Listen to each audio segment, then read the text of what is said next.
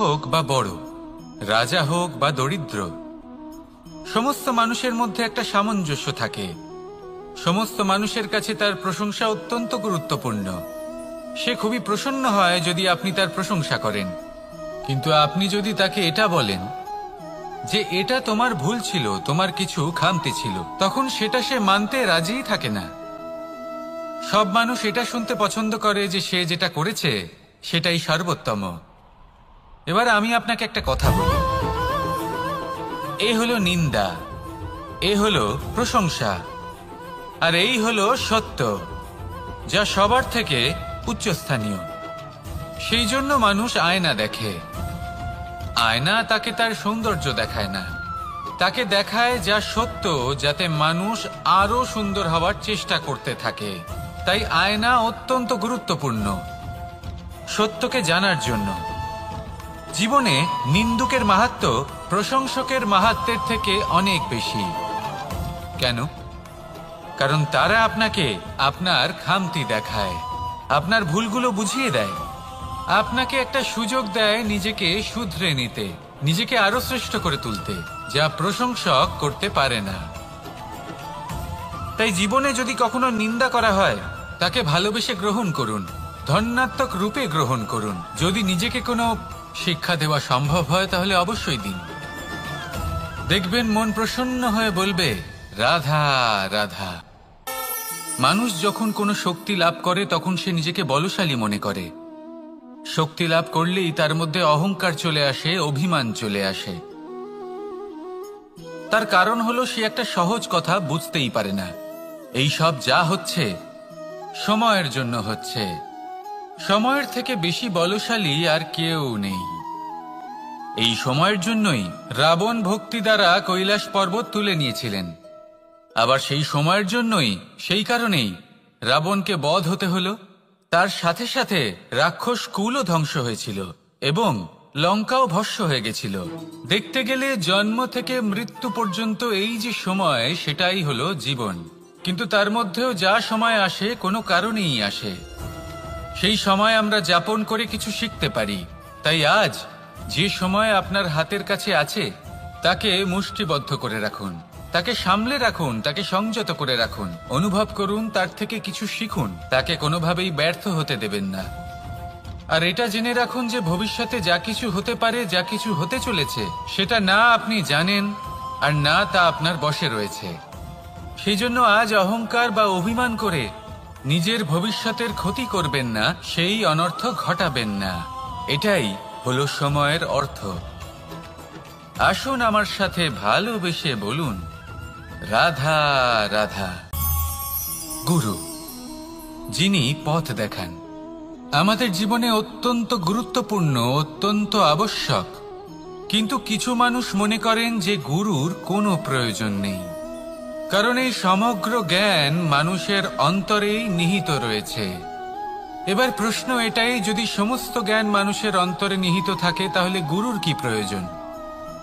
আর যারা আজ পর্যন্ত গুরুকে মেনে এসেছেন তারা কি অনুচিত করেছেন? এর উত্তর আমি আপনাকে দেব একটা উদাহরণ দ্বারা। একটা কাঠ যা জ্বলনশীল, জ্বলনের ঊর্জা তার অন্তরে নিহিত রয়েছে, কিন্তু তার জ্বলনের জন্য বাইরে থেকে একটা অনুঘটকের প্রয়োজন হয়। এই অনুঘটকই হলেন আপনার গুরু। উত্তাপ যা একটা কাঠকে জ্বালাতে পারে, সেই উত্তাপ হলো গুরুর প্রচেষ্টা। যদি সেই গুরুই না থাকে, তার প্রচেষ্টাই না থাকে, তাহলে সেই সমস্ত জ্ঞান যা মানুষের অন্তরে নিহিত তা ব্যর্থ হয়ে যাবে। যদি আপনার সাথে আপনার গুরু থাকেন, আপনার পথ প্রদর্শন করেন, আপনার অন্তরের জ্ঞানকে বাইরে নিয়ে আসতে পারেন, তাহলে তাকে সম্মান করুন আর আমার সাথে ভালোবেসে বলুন, রাধা রাধা। বিপদ আপদ আপনাকে সন্ত্রস্ত করে রাখতে পারে, কিন্তু এই বিপদ প্রত্যেকের জীবনে কোনো না কোনো কারণে থাকে। এটা আপনাকে দেখায় যে আপনার মধ্যে কি খামতি রয়েছে, কেন রয়েছে। এই বিপদ হলো সেই মাধ্যম যার দ্বারা আপনি নিজের দুর্বলতাকে নিজের শক্তিতে পরিবর্তন করতে পারেন। একটা ফুলের দিকে তাকান। একটা ফুল তার বুকে যখন একটা সূচ বিধে এপার ওপার হয়ে যায়, শুধু তখনই আমাদের প্রভুর জন্য ফুলের মালা তৈরি করা যায়। সেই জন্য কখনোই বিপদকে ভয় পাবেন না, তার থেকে দূরে পালাবেন না, একে স্বাগত জানান। বোঝার চেষ্টা করুন এই বিপদ কেন আছে। যদি বিপদকে বুঝতে পারেন তবেই জীবনকে বুঝতে পারবেন। যদি জীবনকে বুঝতে পারেন তবে এই বিপদকে সম্পদে পরিণত করতে পারবেন। আসুন আর আমার সাথে ভালোবেসে বলুন, রাধা রাধা। পরিকল্পনা অত্যন্ত গুরুত্বপূর্ণ, এটা আমাদের জীবনে অত্যন্ত আবশ্যক, এটা আমাদের জীবনে। কিন্তু এই পরিকল্পনা ঠিক কতটা হওয়া উচিত, অর্থাৎ এই পরিকল্পনার সম্পর্কে কতটা চিন্তা করা উচিত, কতটা ভবিষ্যতের বিষয়ে চিন্তা করা উচিত। এবার দূরদর্শিতা অত্যন্ত বিশিষ্ট গুণ মানব জীবনে, কিন্তু দূরদর্শিতায় এতটাও মগ্ন হওয়া উচিত নয় যে কাছের জিনিসগুলোই নজরে না পড়ে। আজকের কথা বাদ দিয়ে শুধুই ভবিষ্যৎ নিয়ে চিন্তা করা অনুচিত। এবার দেখুন, পরিকল্পনা করুন কিন্তু তার থেকে বেশি উপভোগ করুন। এই মুহূর্ত সম্পর্কে অবগত নয়, কিন্তু ভবিষ্যতের কথা আমরা চিন্তা করতে থাকি। আমি এটা অনুভব করতে চাই, ওইটা অনুভব করতে চাই, ওই আনন্দ প্রাপ্ত করতে চাই। এটা অনুচিত। পরিকল্পনা করুন, সংযত করুন, কিন্তু আজকে, বর্তমানকে, এই মুহূর্তকে, জীবনের বাস্তবিক আনন্দ এটা, আর জীবনযাপনের সবথেকে শ্রেষ্ঠ পথও এটা। আসুন আমার সাথে ভালোবেসে বলুন, রাধা রাধা। কখনো কখনো মনে এই ভাবনা আসতেই পারে যে ঈশ্বর আজ পর্যন্ত এত রূপে অবতীর্ণ হয়েছেন, এতবার এই পৃথিবীতে এসেছেন, তারপরেও এই সংসারে কোথাও না কোথাও এই পাপ বসবাস করে। এটার কারণ কি? এটার কারণ আমরা স্বয়ংই। যখন কোনো ব্যক্তি এই পৃথিবীর পথপ্রদর্শন করে, এই সংসারকে উচিত দিশা দেখায়, এই সংসারের মঙ্গল করে, আমরা সেই ব্যক্তিকে মানুষ থেকে ঈশ্বর বানিয়ে ফেলি। সেই ব্যক্তির পতন স্বয়ং আমাদের হাতেই হয়ে যায়, কারণ সেই ব্যক্তি তার শ্বাস প্রশ্বাসের জন্য হয় না। সেই ব্যক্তি হলো সেই ভাবনা যা সে এই সংসারকে প্রদান করেছে।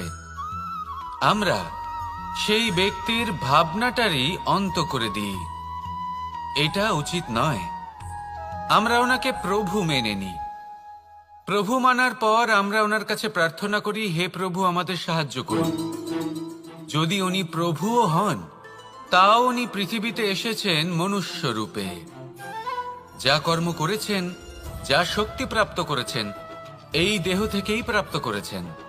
আপনাদের এটা বোঝানোর জন্য যে এই কাজ আপনিও করতে পারেন। যারা সৎ আত্মা থাকেন তাদের জন্য সর্বশ্রেষ্ঠ শ্রদ্ধাঞ্জলি হলো এটাই যে আপনি তাদের পদচিহ্ন অনুসরণ করে চলুন। না ওনাদের স্মরণে থাকুন, না পুষ্পের মালা ওনাদের চরণে রাখুন, বরং তাদের ভাবনাকে অনুসরণ করে সেই ভাবনা নিয়ে এগিয়ে চলুন। এটা না শুধু আপনার জন্য, বরং সমগ্র সংসারের জন্য লাভদায়ক। তাহলে এটাই করুন আর আমার সাথে ভালোবেসে বলুন, রাধা রাধা। যখন কঠোর রোদে আমাদের শরীর উত্তপ্ত হয়ে যায়, আমরা গরম অনুভব করি, তখনই যদি বর্ষা হয় আর বৃষ্টির জলের ফোঁটা আমাদের শরীরে এসে পড়ে, তখন কেমন অনুভূতি হয়? বর্ষার এই জলের ফোঁটা যখন ধরিত্রীতে পড়ে, তখন যে নাদ উৎপন্ন হয়, মনে হয় যেন এক সঙ্গীত।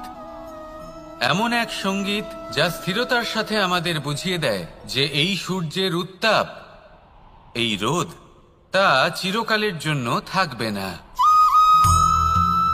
সূর্যের কিরণের যতই তেজ থাকুক, যখন বর্ষা আসবে এই রোদের কিরণকে শীতল করবে।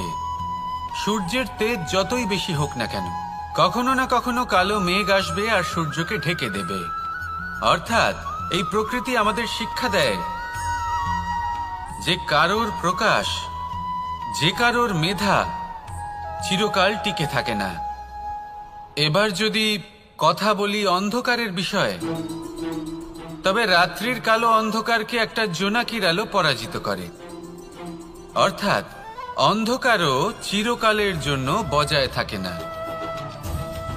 এটা কি আমরা বুঝলাম? তবে আপনাদের দুটো সহজ প্রশ্ন করব। জীবনে যখন কিছুই আপনাদের সাথে চিরকাল থাকবে না, তাহলে অহংকার কি নিয়ে? আর জীবনে যদি প্রত্যেক দুঃখ, বিপদ, সমস্যা একটা সময়ের পর আপনাকে ছেড়ে চলে যায়,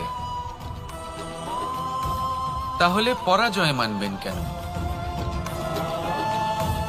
এই দুশ্চিন্তা ত্যাগ করুন, এই অহংকার ত্যাগ করুন, আসক্তি ত্যাগ করুন, আর আমার সাথে ভালোবেসে বলুন, রাধা রাধা। ভোজন। এই সংসারে যেই হোক না কেন, কোনো মানুষ হোক, কোনো প্রাণী হোক, কোনো কীট হোক বা কোনো বনস্পতি হোক, প্রত্যেকের জন্য ভোজন অতি আবশ্যক।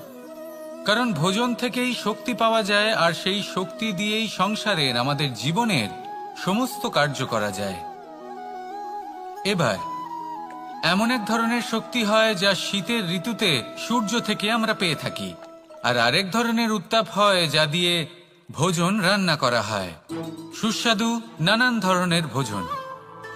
এবার অত্যন্ত গুরুত্বপূর্ণ হলো যে ব্যক্তি সেই ভোজন বানাচ্ছেন তার মানসিক পরিস্থিতি, এবং সেই ব্যক্তি যিনি ভোজন গ্রহণ করছেন তার মানসিক অবস্থা। যখনই আপনি ভোজন বানাচ্ছেন তখন ভালোবাসার সাথে কাজটা করুন, ধন্যাত্মক ভাব নিয়ে, সৎ ভাবনার সাথে। কারণ আপনার এই মানসিক স্থিতি শক্তির আকারে সেই খাদ্যের সাথে মিলেমিশে যায়। আর যখনই আপনি ভোজন গ্রহণ করছেন তখন সদ্ভাবনার সাথে, প্রসন্নতার সাথে গ্রহণ করুন, ধন্যাত্মক ভাব নিয়ে। যদি আপনি প্রসন্নতার সাথে রান্না করেন, প্রসন্নতার সাথে খাদ্য গ্রহণ করেন, তাহলে আপনি প্রসন্নই থাকবেন, আর মন সুপ্রসন্ন হয়েই বলবে, রাধা রাধা। কখনো কোনো চাতক পাখিকে দেখেছেন? কথায় আছে যে বছরে মাত্র একবার সে তার তৃষ্ণা মিটিয়ে থাকে, আর তাও আকাশে ভেসে থাকা মেঘের দ্বারা ঘটানো বৃষ্টির জলের ফোঁটা থেকে। আর কোথাও থেকে সে তার তৃষ্ণা পূরণ করে না। সারা বছর সে নিদারুণ গরম সহ্য করে, তীব্র শীতও সহ্য করে, শুধু এই আশা নিয়ে যে বছরে একবার অন্তত সেই মেঘের ঘন ঘটা হবে, বৃষ্টি হবে, আর সে তার তৃষ্ণা নিবারণ করবে। এটা আসলে কি? এটা আসলে বিশ্বাস। সেই বিশ্বাস যে বছরে একবার সেই মেঘ আসবে তৃষ্ণা নিবারণ করতে। যেমন দেখুন, একটা সূর্যমুখী ফুল সারা রাত অন্ধকারের সাথে যুদ্ধ করে, কারণ তার বিশ্বাস যে ভোরবেলায় সূর্য তাকে অবশ্যই দর্শন দেবেন। সেটাও বিশ্বাস ছিল যার উপর ভরসা করে মনু একটা নৌকা নিয়ে বেরিয়ে পড়েছিলেন এবং সমস্ত সৃষ্টিকে প্রলয়ের হাত থেকে বাঁচিয়েছিলেন। সেটাও ছিল ভালোবাসার প্রতি বিশ্বাস, যার উপর ভরসা করে বানর এবং ভাল্লুক সেনা নিয়ে শ্রীরাম আক্রমণ করেছিলেন সমস্ত বরদানপ্রাপ্ত অসুরগণ এবং রাক্ষসগণের লঙ্কায়, এবং জয় লাভ করেছিলেন। এই বিশ্বাসই হলো এই বিশ্বের আশা। বিশ্বাস রাখুন যে আপনি হলেন সর্বশ্রেষ্ঠ এবং শুধুই নিজের কর্ম করতে থাকুন। এই বিশ্বাসের আশাই আপনাকে প্রতি মুহূর্তে বল প্রদান করবে। এ হলো আমার বিশ্বাস। আসুন আর আমার সাথে ভালোবেসে বলুন, রাধা রাধা। সৌন্দর্য। মানুষ নিজের সৌন্দর্যের বিষয়ে কতটা ভাবে, চায় যে সে সব থেকে বেশি রূপবান হবে, সব থেকে বেশি সুন্দর হবে। কিন্তু সৌন্দর্যের পরিভাষা কি তা কি সে জানে? কোনো মাকে জিজ্ঞেস করুন, ওনার জন্য সৌন্দর্যের পরিভাষা ওনার সন্তান। কোনো ভক্তকে জিজ্ঞেস করুন, ওনার জন্য সৌন্দর্যের পরিভাষা ওনার ভগবান।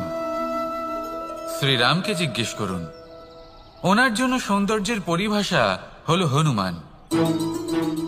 ভাঙা হানু, ফুলে যাওয়া মুখ, দেখতে গেলে উনি বানর, লম্বা লেজ, এত নিরীহ যে ওনাকে অমূল্য মালা দিলে সেটা ছেড়ে তার ভেতরে শ্রীরামকে খুঁজছিলেন। কিন্তু ওনার ভাবনা কত সুন্দর। উনি এটা বিশ্বাস করেন যে সংসারের যতই মূল্যবান জিনিস দিয়ে এই মালা তৈরি করা হোক না কেন, যদি এর মধ্যে শ্রীরাম না থাকেন তাহলে এর মধ্যে কোনো অর্থ নেই। সৌন্দর্য রূপে নয়, ভাবনায় নিহিত থাকে। যদি আপনি সৌন্দর্য প্রাপ্ত করতে চান তাহলে তা কর্মে নিয়ে আসুন, ভাবনায় এবং বিচারে নিয়ে আসুন। এই সৌন্দর্য আপনার সাথেই থাকবে। যদি আপনি সৌন্দর্যকে রূপের মধ্যে খোঁজেন তাহলে কিছুক্ষণের জন্য পাবেন, সেই সৌন্দর্য সময়ের সাথে হারিয়ে যাবে। সৌন্দর্য যদি পেতে চান, খুঁজতেই চান, তাহলে হৃদয় খুঁজুন, কর্মে খুঁজুন। মন প্রসন্ন হয়ে বলবে রাধা রাধা। ব্যায়াম, এই শব্দ আমরা সকলে শুনেছি, আর এটা সারা জীবন আমাদের সাথেই থাকে কোনো না কোনো রূপে। যখন আমরা জন্মগ্রহণ করি, চলতে শিখি, প্রথমে আমরা হামাগুড়ি দিয়ে চলি, পরে চলতে চেষ্টা করি কিন্তু পড়ে যাই। তখন আমাদের বাড়ির গুরুজনেরা আমাদের আটকান না। ওনারা মনে করেন এইভাবেই আমাদের সন্তান চলতে শিখবে, এইভাবেই তার পা আরো মজবুত হবে, যা অত্যন্ত গুরুত্বপূর্ণ। এইবার জীবনকালে যতই আমরা এগোতে থাকি, এই ব্যায়াম বিভিন্ন রূপে আমাদের সাথেই থাকে। কিন্তু আপনি কি জানেন যে এই ব্যায়ামের তাৎপর্য আসলে কি? আপনি কি জানেন এই ব্যায়ামের মর্ম আসলে কি? যখনই আমরা এই ব্যায়াম করি, আমাদের শরীরের মাংসপেশি ক্ষয় হয়। প্রথমে তা ক্ষয় হয়, তারপর আবার তা নির্মিত হয়।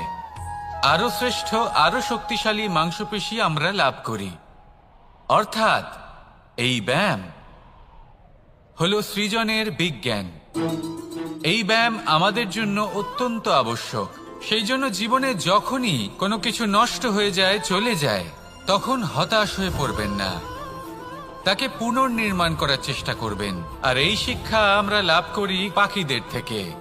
যখনই বর্ষা হয়, ঝড় আসে, যখন পাখির বাসা ভেঙে চুরমার হয়ে যায়, তারা হার মেনে নেয় না। সে আবার অল্প অল্প করে সব খুঁজে একত্রিত করে আবার নিজের বাসা বানিয়ে তোলে, পুনরায় এক জীবনকে জন্ম দেয়, এক নতুন পরিবারকে জন্ম দেয়।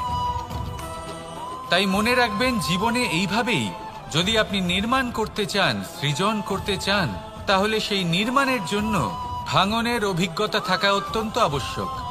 ভগ্ন বস্তুকেও সম্মান করা অত্যন্ত আবশ্যক। এই আচরণ মনে নিয়ে আসুন, মন প্রসন্ন হয়ে বলবে রাধা রাধা। আমাদের এই জীবন, তাতে এই যে সময় চক্র, তা তিনটি ভাগে বিভক্ত। এক হলো অতীতকাল, ফেলে আসা অতীত, তারপরে আসে বর্তমান, এখনকার এই মুহূর্ত, আর তারপর আসে আগামীকাল অর্থাৎ ভবিষ্যৎ। এবার এখানে সবথেকে গুরুত্বপূর্ণ হলো অতীতকাল, ভবিষ্যৎকাল, ফেলে আসা অতীত এবং আগামী সময়। কেন? কারণ এই দুইয়ের উপর নির্ভর করছে যে আপনি বর্তমানে কি করতে চলেছেন। শুধু প্রয়োজন হলো সঠিক দৃষ্টিভঙ্গির। অতীতকালকে যদি আপনি একটি দৃষ্টিভঙ্গি থেকে দেখেন, তাহলে অতীতকালে আপনি দুঃখও দেখতে পাবেন, যন্ত্রণাও দেখতে পাবেন। অন্য কোনো দৃষ্টিভঙ্গি থেকে দেখলে আপনি অতীতকাল থেকে শিক্ষাও লাভ করবেন। এবার এই শিক্ষা অনুসারেই বর্তমানে কর্ম করা উচিত। এবং যদি ভবিষ্যতের কথা বলি, তাহলে বলবো ভবিষ্যতের কথা ভেবে আপনি আজ অবশ্যই চিন্তিত হতে পারেন। অন্য একটি দৃষ্টিভঙ্গি থেকে দেখলে এই ভবিষ্যতেই আপনি একটি লক্ষ্য, একটি উদ্দেশ্য দেখতে পাবেন, যে আপনি কি করতে চান, কি লাভ করতে চান। এবার সেই অনুসারে বর্তমানে কর্ম করা উচিত, ভবিষ্যৎ এবং অতীতকাল অনুসারে। এভাবেই যদি জীবনে কর্ম করতে থাকেন, আপনার এই বর্তমানের দিনগুলো আপনি একটু নতুনভাবে বাঁচতে পারবেন। এভাবেই যদি জীবনে এগোতে থাকেন, তাহলে আপনার জীবনে আনন্দের উদ্ভব হতে কেউ বাধা দিতে পারবে না। আসুন আমার সাথে ভালোবেসে বলুন রাধা রাধা। পরিকল্পনা অত্যন্ত গুরুত্বপূর্ণ, এটা আমাদের জীবনে অত্যন্ত আবশ্যক, এটা আমাদের জীবনে।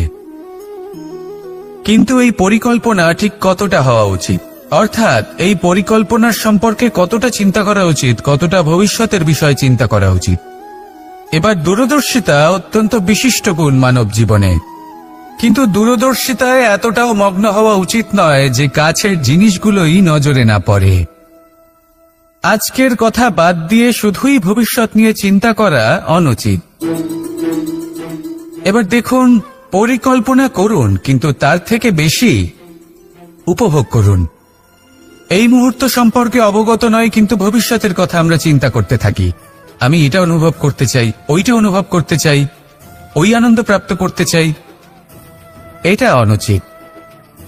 পরিকল্পনা করুন, সংযত করুন, কিন্তু আজকে, বর্তমানকে, এই মুহূর্তকে, জীবনের বাস্তবিক আনন্দ এটা, আর জীবনযাপনের সব থেকে শ্রেষ্ঠ পথও এটা। আসুন আমার সাথে ভালোবেসে বলুন, রাধা রাধা। মানুষ কখনো কখনো সময়কে নিয়ন্ত্রণ করতে চেষ্টা করে, কখনো কখনো সময়ের গুরুত্ব বুঝতে পারে না। এটা ভাবে যে এই কিছু মুহূর্ত কেটে যাক, একে অতিবাহিত করি, তাহলে কি বা হবে, কয়েকটা মুহূর্ত মাত্র। কিন্তু তা নয়। আজকের একটা মুহূর্ত ভবিষ্যতের অনেক বড় পরিবর্তনের ভিত হতে পারে।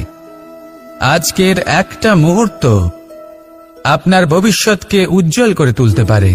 সেই জন্য ছোট ছোট মুহূর্তগুলিকে অদেখা করবেন না। সময়কে কাজে লাগান, পূর্ণরূপে কাজে লাগান। এবার যদি আপনি কাউকে সাহায্য করতে চান আর সেই কারণেই যদি থেমে থাকেন, তাহলে ঠিক আছে, কারণ আপনি কাউকে সাহায্য করে তার জীবনকে আরো ভালো করে তুলতে চাইছেন, আরো শ্রেষ্ঠ করতে চাইছেন। এই পুণ্য, এই কর্ম ফিরে আপনার কাছেই আসবে আর আপনার জীবনকে শুভ করে তুলবে। কিন্তু যদি আপনি আলস্যের কারণে থেমে থাকেন এবং কিছুই না করেন, সময় নষ্ট করেন, তাহলে কিন্তু একটাই ঘটনা ঘটবে, আপনার ভবিষ্যৎ বিপদগ্রস্ত হয়ে পড়বে, আর কিছুই নয়। সেই জন্য এটা বোঝা প্রয়োজন যে কখন থামতে হবে এবং কেন থামতে হবে। যদি আপনার থামার কারণ এবং সময় অনুচিত হয়ে থাকে, তাহলে আপনার ভবিষ্যৎ কখনোই উচিত হতে পারে না। সেই জন্য সময়কে সম্মান করুন আর পূর্ণ ব্যবহার করতে শিখুন। আর আমার সাথে ভালোবেসে বলুন, রাধা রাধা। বিপদ আপদ আপনাকে সন্ত্রস্ত করে রাখতে পারে, কিন্তু এই বিপদ প্রত্যেকের জীবনে কোনো না কোনো কারণে থাকে। এটা আপনাকে দেখায় যে আপনার মধ্যে কি খামতি রয়েছে, কেন রয়েছে। এই বিপদ হলো সেই মাধ্যম যার দ্বারা আপনি নিজের দুর্বলতাকে নিজের শক্তিতে পরিবর্তন করতে পারেন।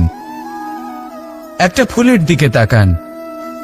একটা ফুল, তার বুকে যখন একটা সূচ বিঁধে এপার ওপার হয়ে যায়, শুধু তখনই আমাদের প্রভুর জন্য ফুলের মালা তৈরি করা যায়। সেই জন্য কখনোই বিপদকে ভয় পাবেন না, তার থেকে দূরে পালাবেন না, একে স্বাগত জানান।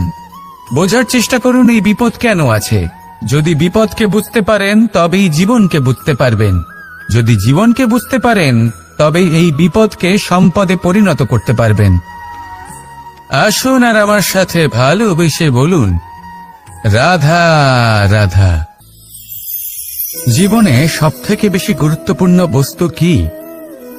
বাড়ি, বাহন, সোনা, ধন।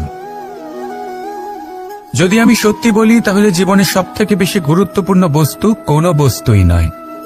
যদি কিছু গুরুত্বপূর্ণ থাকে, তাহলে তা হলো অনুভূতি, করুণা, মিত্রতা, মাতৃত্ব, বাৎসল্য, আর সবথেকে বেশি গুরুত্বপূর্ণ ভালোবাসা। নিজেদের এই জীবনে যদি আপনি শুধুমাত্র বস্তুর খেলাতে মেতে থাকেন, তাহলে জীবনে আনন্দ কখনোই থাকবে না। নিজের এই জীবনকে অনুভূতির পীঠস্থান বানিয়ে তুলুন। এই মন প্রসন্ন হয়ে বলবে, রাধা রাধা।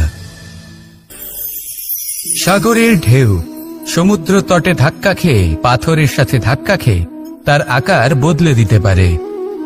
বিভিন্ন আকারের পাথরে এদের ঘষে ঘষে গোলাকার বানিয়ে দিতে পারে, কিন্তু এই সাগরের ঢেউ এদের নিজেদের আকার কখনো বদলায় না। কিন্তু এমন কেন? কারণ এরা বিচ্ছিন্ন হয়েও আবার একত্রিত হতে জানে। অর্থাৎ যখন এরা বিচ্ছিন্ন হয় তখন মতভেদ অবশ্যই, কিন্তু আবার একত্রিত হওয়া হলো এদের একতার প্রতীক। দেখুন, ঝগড়াঝাঁটি, তর্ক বিতর্ক, মতভেদ এগুলো জীবনের অভিন্ন অঙ্গ, কিন্তু এদের কখনো মনে প্রবেশ করতে দেবেন না। যদি মনে প্রবেশ করেও ফেলে, তাদের মনে ঘর করতে দেবেন না, এদের বের করে ফেলুন। এই ঝগড়াঝাঁটি, তর্ক বিতর্ক, মতভেদ এদের সারা জীবন সাথে নিয়ে চলবেন না। যদি একসাথে নিয়ে চলতে চান, তাহলে সকলকে একসাথে নিয়ে চলুন, ঢেউয়ের মতো। একতায় বিশ্বাস রাখুন। একসাথে মিলে যদি এগোতে থাকেন, তাহলে অনেক দূর পৌঁছবেন, নয়তো শুধু দূরের কথা ভেবেই যাবেন। কি চান সেই সিদ্ধান্ত আপনারই। আসুন আর আমার সাথে ভালোবেসে বলুন, রাধা রাধা। এই সাগর হলো বিশাল। কথায় আছে যে জীবনের উৎপত্তি সাগর থেকেই হয়েছে। কথাটা ঠিকও। এই সাগরই আমাদের ভিন্ন ভিন্ন ধরনের বনস্পতি প্রদান করেন, মণি এবং মুক্ত প্রদান করেন। আমরা কতটা তুচ্ছ সেই বিষয়ে আমাদের উপলব্ধি ঘটান, আমাদের প্রেরণা প্রদান করেন, যাতে আমরাও সাগরের মতো বিশাল হয়ে উঠতে পারি। এই সাগরের অনেকগুলো গুণ আছে যা আমরা শিখতে পারি। আজ আমি কথা বলবো একটা বিশেষ গুণের বিষয়।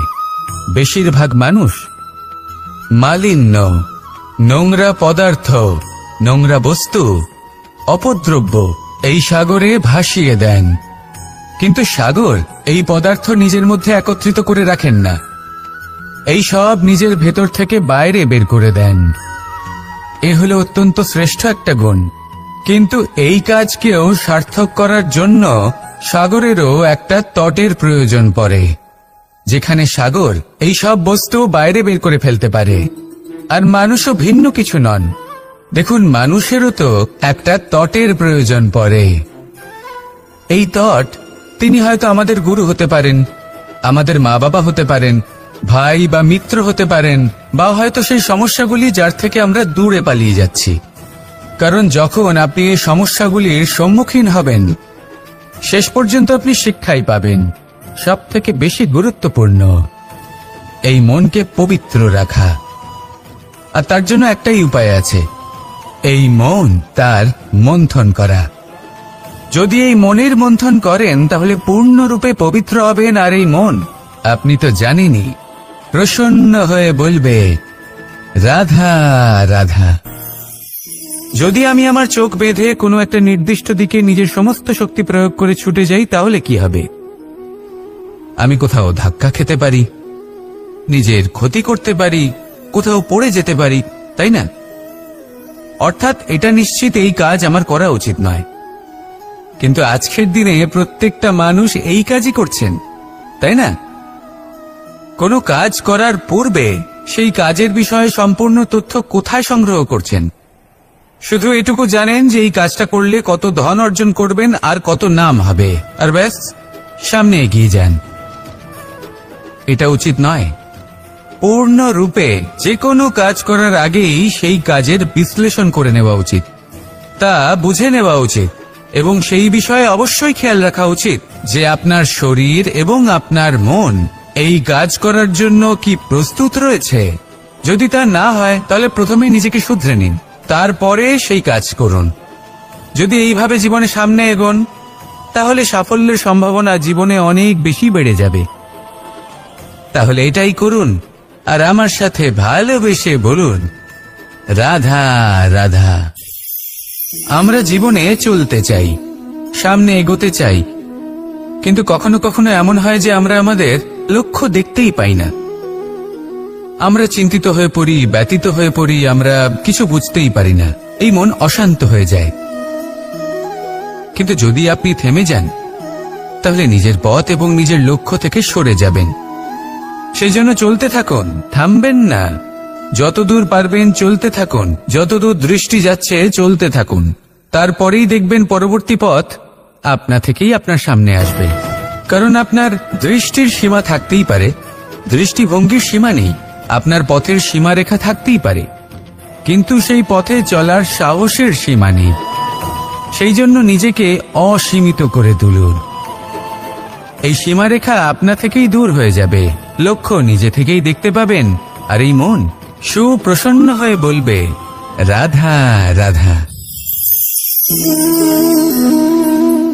সম্পর্ক হলো আমাদের জীবনের একটি আধার। কিছু সম্পর্ক এমন যা আমরা জন্মসূত্রে লাভ করি, যেমন পরিবার, মা, বাবা। কিছু সম্পর্ক আছে যা আমরা জীবনে অর্জন করে থাকি, তা সে প্রেমের হোক, স্নেহের হোক বা বন্ধুত্বের। এই সকল সম্পর্ক লাভ করার বা গড়ে তোলার 5টি ধাপ রয়েছে। প্রথম ধাপ, কোনো ব্যক্তির সাথে আলাপ হওয়া, তার সাথে কথা বলা বা তাকে দেখা। দ্বিতীয় ধাপ, সে ব্যক্তিকে আমাদের ভালো লাগা। তৃতীয় ধাপ, আমাদের এটা চাইতে শুরু করা যে জীবনে এই ব্যক্তি যেন আমাদের বন্ধু হন, আমাদের জীবনে থাকেন, বা আমাদের কাউকে ভালোবেসে ফেলা আর এটা আমাদের ভাবা বা চাওয়া যে সেই ব্যক্তি যেন আজীবন আমার সাথে থাকেন, আমার জীবনে আমার সাথী হয়ে। চতুর্থ ধাপ, লাভ করা।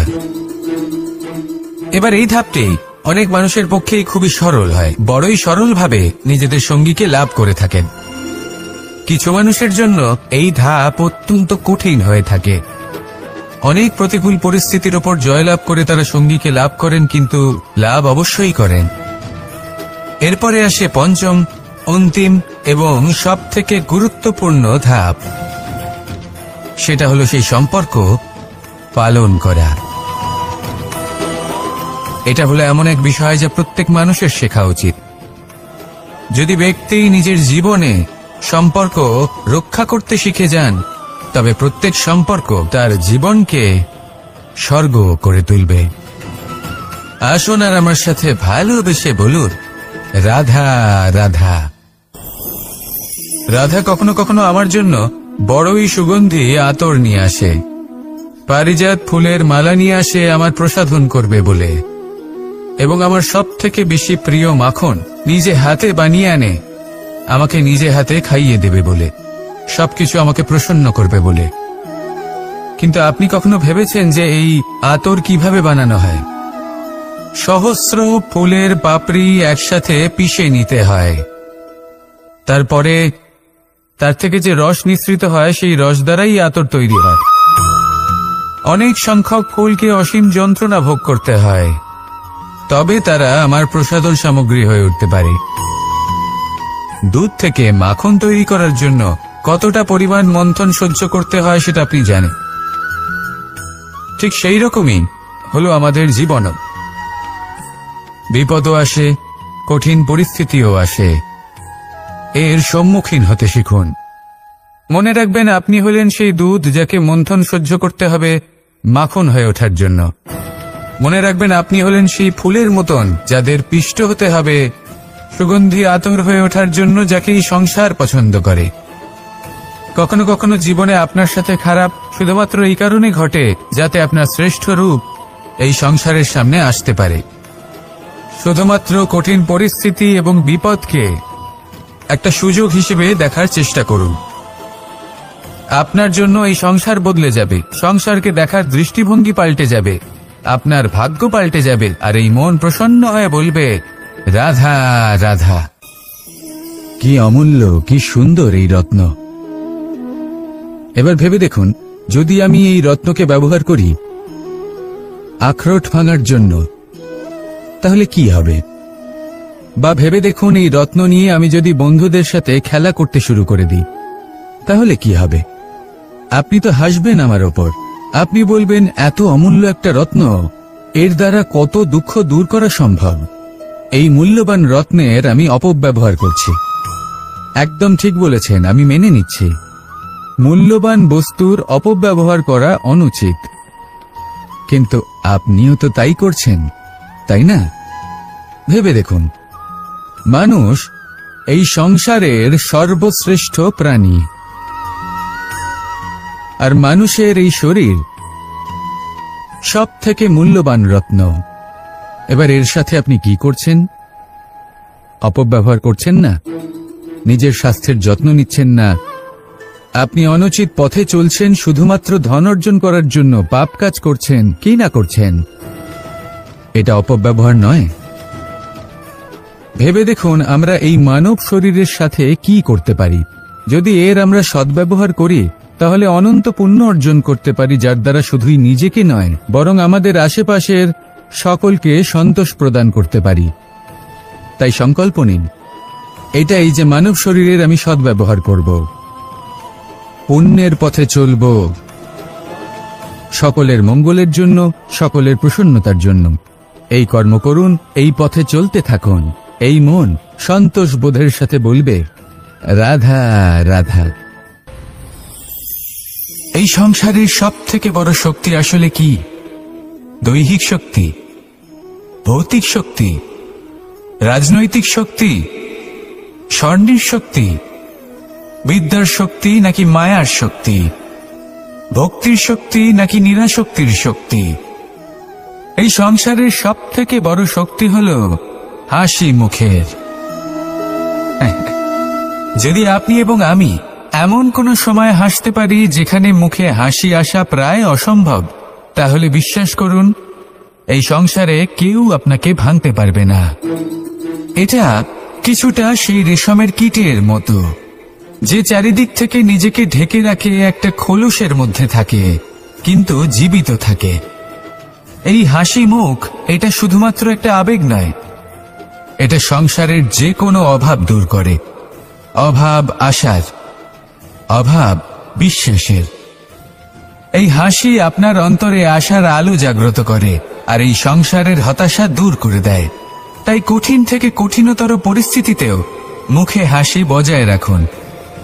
এই শক্তি আপনার থেকে কেউ কাটতে পারবে না। আর যদি আপনার কাছে এই শক্তি থাকে, তাহলে অন্য কোনো শক্তি আপনাকে বাধা দিতে পারবে না। তাহলে হাসুন আর আমার সাথে ভালোবেসে বলুন, রাধা রাধা। ভীষ্ম একটা মহান নাম, দেবী গঙ্গার সুপুত্র। স্বয়ং বৃহস্পতি এবং পরশুরাম ছিলেন ওনার শিক্ষাগুরু।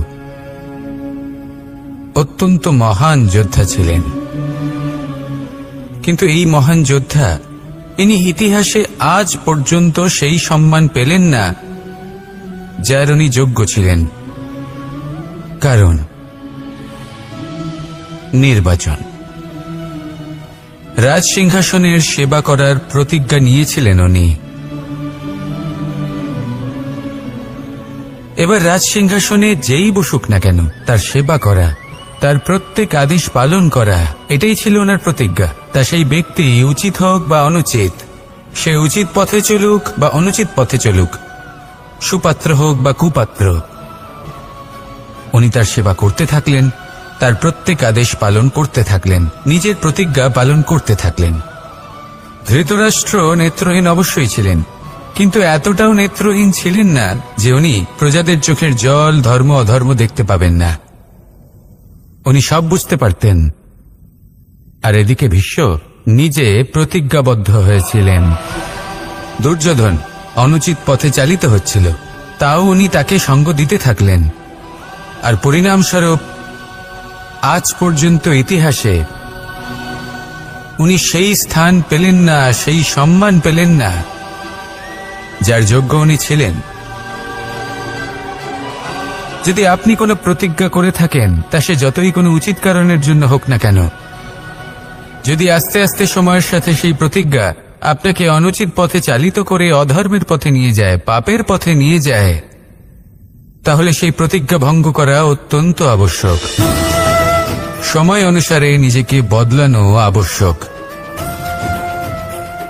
নয়তো এই প্রতিজ্ঞা আপনাকে দিয়ে পাপ কর্ম করাবে, কুকর্ম করাবে, আর আপনার বিনাশের কারণ হবে। আসুন আমার সাথে ভালোবেসে বলুন, রাধা রাধা। আমার দাদা আমাকে অনেকবার বলেছেন, কানাই তুমি তো স্বয়ং নারায়ণ, তুমি এক তড়িতেই সবকিছু এমনি ঠিক করে দাও না কেন? এবার দাদাকে কি করে বোঝাবো? আচ্ছা, আপনি নিজেই ভেবে দেখুন, সিংহকে জঙ্গলের রাজা বলা হয়, কিন্তু সিংহ শুধুমাত্র তার ইচ্ছে প্রকাশ করলেই কোনো হরিণ কি নিজেই হেঁটে তার কাছে আসবে? নিজেই কি রাজি হয়ে যাবে তার আহার হওয়ার জন্য? না, কখনোই না। যে কোনো কাজকে সফল করে তোলার জন্য আপনাকে চেষ্টা করতে হবে, পরিশ্রম করতে হবে যাতে সেই কাজ ভালোভাবে সম্পন্ন হয়। শুধু ইচ্ছে দিয়েই কোনো কার্যসিদ্ধি হবে না। ইচ্ছে থেকে স্বপ্ন তৈরি হয়, তবে সেইগুলো সফল করতে গেলেও আপনাকে পরিশ্রম তো করতেই হবে।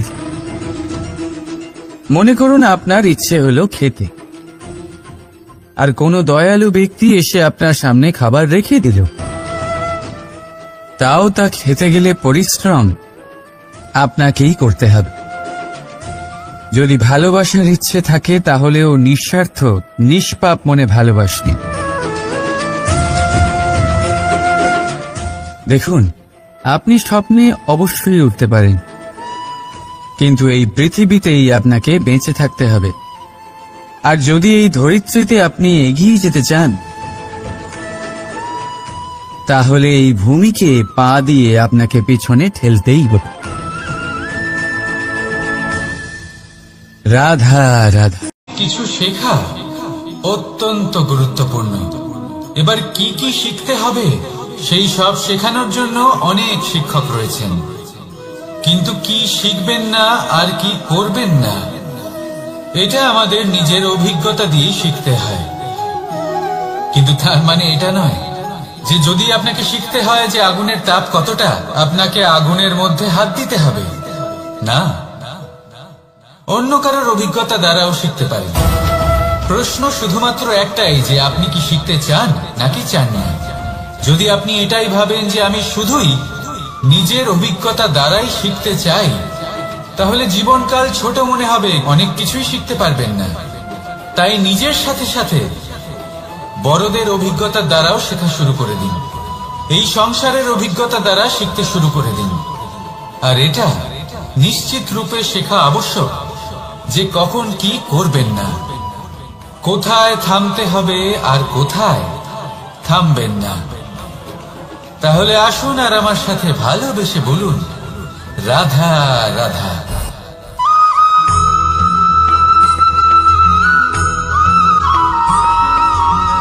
এই সংসারে সব থেকে বেশি কোমল বস্তু হলো রেশম। এই রেশম এতটাই কোমল হয় যে এর পুরো একটা থান শুধুমাত্র একটা হাতে ধরা সম্ভব। কখনো ভেবে দেখেছেন এই রেশম কিভাবে হয়? একটি কীট তার লালার দ্বারা উৎপন্ন হয়। এই কীট সেই রেশমকে পাক দিতে থাকে, পাক দিতেই থাকে, আর আস্তে আস্তে তার মধ্যেই জড়িয়ে পড়ে।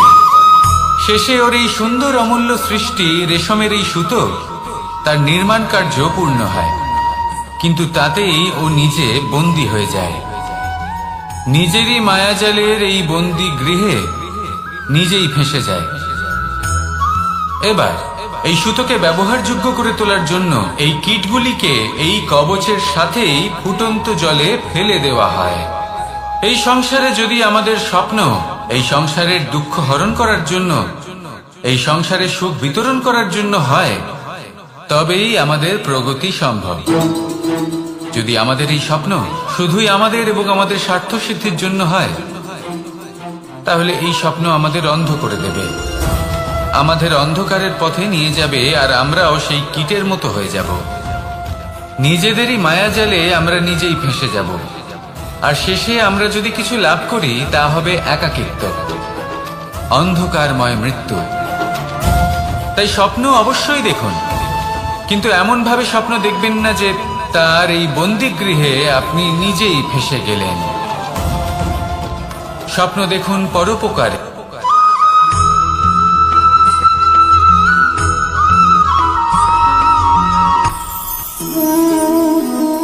শক্তি এক অত্যন্ত বিচিত্র বস্তু, বা বলতে পারেন অনুভূতি। পিতা সবসময় চান যেন তিনি তার শক্তি পুত্রকে। আসুন আপনাকে সহজে বোঝাই।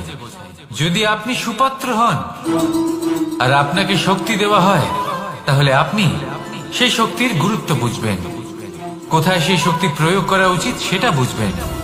আর এটা যেহেতু অর্জন করা শক্তি হবে, সেই শক্তির অপব্যবহার হবে না। কিন্তু যদি এই আপনি কুপাত্র হন আর যদি আপনাকে এই শক্তি দেওয়া হয়, তাহলে কি হবে? দেখতে গেলে এই শক্তি আপনি দান হিসেবে পেয়েছেন, তাই না আপনি এই শক্তির গুরুত্ব বুঝবেন আর না এর প্রয়োগ আপনি জানবেন। তার অপব্যবহার হওয়া সুনিশ্চিত। তাই যদি আপনি কোনো শক্তি অর্জন করতে চান তাহলে আগে তার যোগ্য হয়ে উঠুন, পুত্র নয় পাত্র হয়ে উঠুন। আর আমার সাথে ভালোবেসে বলুন, রাধা রাধা।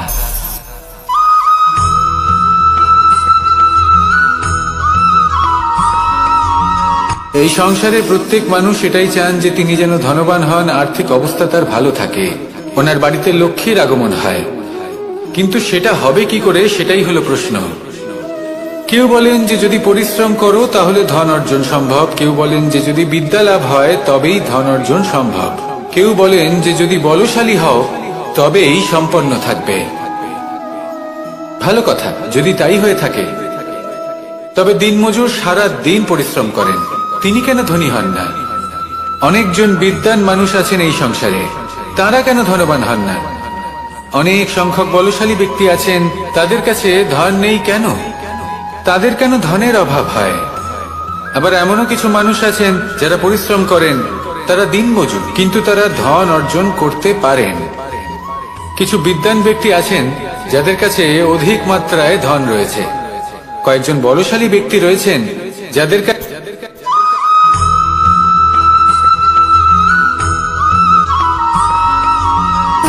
সুখ, দুঃখ এবং শক্তি, এই তিন হলো এই সংসারের ত্রিদেবের মতো। আমাদের জীবনে যা কিছু ঘটছে এই তিনটির ভিত্তির উপরেই হচ্ছে। আসলে এই সংসারের একটা নিয়ম আছে, যখনই আপনি কিছু লাভ করেন এই সংসার আপনার পরীক্ষা নেয়। এটা জানার জন্য আপনার পরীক্ষা নেয় যে আপনি যা কিছুই লাভ করেছেন আপনি কি আদৌ সেটার যোগ্য কিনা। ঠিক সেইভাবেই এই সুখ, দুঃখ এবং শক্তি আপনার পরীক্ষা নিয়ে থাকে। যখন সুখ আসে তখন সে আপনার পরীক্ষা নেয় যে আপনার মধ্যে অহংবোধ জাগ্রত হয়নি তো। যদি অহংবোধ চলে আসে তাহলে সুখ সেখানেই সঙ্গ ত্যাগ করে। দুঃখ আপনার ধৈর্যের পরীক্ষা নিতে থাকে, আর যদি আপনার মধ্যে ধৈর্য না থাকে তাহলে এটা আপনাকে আরো বেশি দুঃখের গভীর অন্ধকারে ঠেলে দেবে। সেখানে শক্তি পরীক্ষা নেয় আপনার বিনম্রতার। যদি আপনি বিনম্র না হন তাহলে হয় এই শক্তি আপনার সঙ্গ ত্যাগ করবে, নয় এই শক্তি বিনম্রতার অভাবে আপনার পতনের কারণ হতে পারে। এই সংসারে যে কোনো ব্যক্তি যিনি এই পরীক্ষায় উত্তীর্ণ হয়ে থাকেন এই জীবনে তিনি সাফল্য লাভ করেন। আসুন আমার সাথে ভালোবেসে বলুন, রাধা রাধা।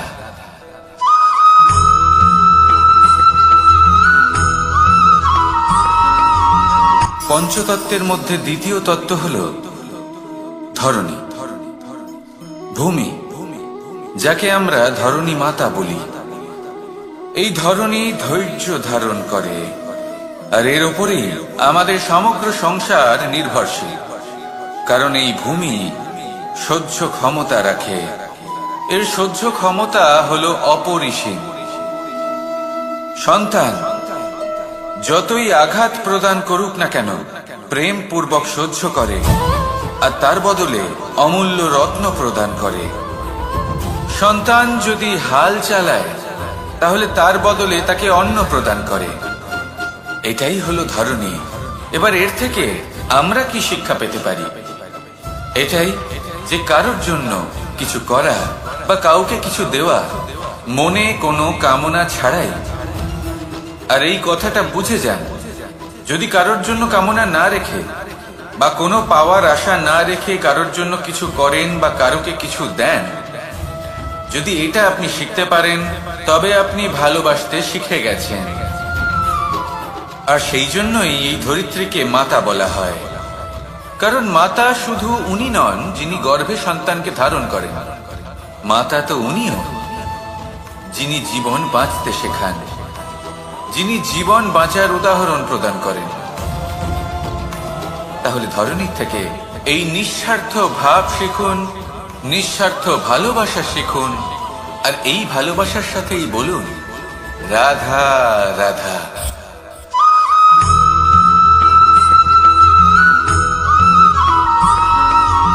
মানুষ জন্মগ্রহণ করে, তার সাথে ভয়েরও জন্ম হয়। ছোটবেলা থেকেই আমাদের মনে কোনো না কোনো প্রকারের ভয় থেকেই যায়। কেউ এই বিষয়ে ভয় পায় যে তার কোনো বস্তু তার থেকে দূরে চলে যাবে, কেউ এই বিষয়ে ভয় পায় যে আমি নিজেকে হারিয়ে ফেলব, কেউ এই ভেবে ভয় পায় যে আমার প্রিয়জনেরা তারা যেন আমার থেকে দূরে না চলে যায়, কেউ এই ভেবে ভয় পায় যে আমরা যেন পথ না হারিয়ে ফেলি, আদি ইত্যাদি। কিন্তু সত্যি কথা বলতে ভেবে দেখুন, এই ভয় বাস্তবে কি? শুধুই একটা মনস্থিতি, আর কিছুই নয়। যা কিছু আপনি জীবনে পেয়েছেন তা একদিন আপনাকে হারাতে হবে। এই জীবন হলো আপনারই, কিন্তু তাও একদিন সমাপ্ত হবে। তাই ভয় পেয়ে কি লাভ? এই ভয় শুধু আপনাকে জীবন যাপন করা থেকে বাধা দিচ্ছে, আর কিচ্ছু নয়। পথ হারিয়ে ফেললেই বুঝতে পারবেন যে নতুন পথ কিভাবে বানাতে হয়। কিছু মানুষকে জীবন থেকে হারালে তবেই আপনি বুঝবেন যে আপনার আপনজনকে। এই ভয়ের কারণে ভীত হয়ে থাকবেন না। এই তারা নক্ষত্র অন্ধকারের অভাবে গুরুত্ব হারায়। শিবকেও মহাদেব হওয়ার জন্য বিষপান করতে হয়েছিল। প্রত্যেক পরিস্থিতি, প্রত্যেক সাফল্য আপনার পরীক্ষা নেবে, তাতে উত্তীর্ণ হওয়া হলো আপনার কর্ম। যখনই আপনি ভয় পাবেন বা সংকটের সম্মুখীন হবেন, তখন সাহসের সাথে তার সম্মুখীন হন। মনে রাখবেন, যে সম্মুখীন হতে জানে সাফল্য তার সাথে সবসময় থাকে। আসুন আর আমার সাথে ভালোবেসে বলুন, রাধা রাধা।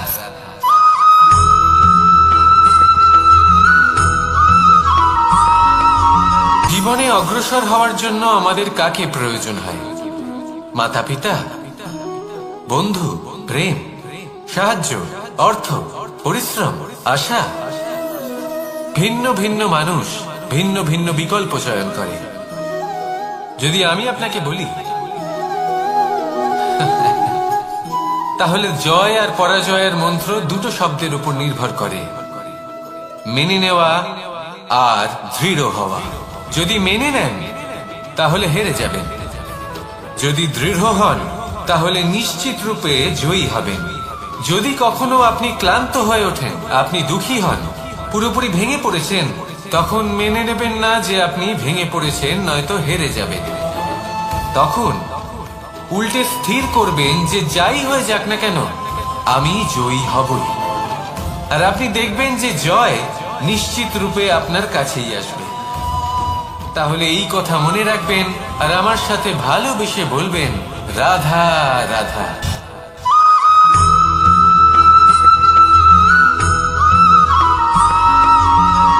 এই সংসারে কোনো বস্তু হোক বা ব্যক্তি হোক, তার একার গুরুত্ব কিন্তু খুব বেশি নয়। একটা উদাহরণ হিসেবে বৃষ্টির ফোঁটাকে ভেবে দেখুন। যদি একটি বৃষ্টির ফোঁটা হয় তাহলে তার খুব বেশি গুরুত্ব থাকে না, কিন্তু যখন সহস্র বৃষ্টির ফোঁটা মেঘের মধ্যে দিয়ে ঝরে পড়ে, তখন সেটা বর্ষার রূপ ধারণ করে। সেই বর্ষা যা এই প্রকৃতিকে শান্ত করে। সেইভাবেই পাথরের ছোট টুকরো, তার খুব বেশি গুরুত্ব থাকে না, কিন্তু যখন অসংখ্য পাথরের টুকরো একত্রিত হয় তখন তা পর্বতের আকার ধারণ করে। সেইভাবেই কিছু মানুষ যখন একত্রিত হন তখন তৈরি হয় পরিবার, কিছু পরিবার যখন একত্রিত হয় তখন তৈরি হয় সমাজ, যখন অনেক সংখ্যক সমাজ একত্রিত হয় তখন তৈরি হয় রাজ্য। এবার এই রাজ্যের সব থেকে গুরুত্বপূর্ণ ব্যক্তি হতে পারেন রাজা, কিন্তু তাও সেই রাজা একা কিছু করতে পারেন না। যুদ্ধ লড়ার সময় তারও নিজের সৈন্যদলকে প্রয়োজন পড়ে। কিন্তু এই সংসারে এমন একজন ব্যক্তি আছেন যিনি একাই সব কাজ করতে থাকেন, এবং সেই ব্যক্তি হলেন মা। আমাদের জীবনে একজন পিতার ভূমিকা কিন্তু নিঃসন্দেহে অমূল্য, কিন্তু আমাদের সকলের জীবনে যে ভূমিকা একজন মায়ের তা অন্য কারোর থাকে না। একজন মা একাই সন্তানকে বড় করতে পারেন, সংস্কারী করে তুলতে পারেন, তার জন্য পরিশ্রম করেন। আর এত কিছু কাজ করার পরেও তার কাজের জন্য তিনি প্রশংসা অবশ্য পান না, উল্টে যদি সেই সন্তান অনুচিত পথে চালিত হয়, অনুচিত কর্ম করে, তখন সেই মাকেই অপবাদের পাত্র হয়ে উঠতে হয়। আমাদের জীবনে মায়ের যোগদান কতটা সেটা বুঝুন। আপনাকে বড় করে তোলার জন্য উনি কতটা পরিশ্রম করেছেন সেটা বুঝুন। আজ থেকে, এখন থেকে, এই মুহূর্ত থেকে মাকে সম্মান করতে শিখুন। যখন সময় পাবেন, যখন সুযোগ হবে, তখন তার প্রশংসা করুন, ওনারও ভালো লাগবে। আর মায়ের এই মমতার জন্য, তার এই ভূমিকার জন্য আসুন সবাই মিলে আমরা তাকে প্রণাম করি, আর সকলে মিলে ভালোবেসে বলি, রাধা রাধা।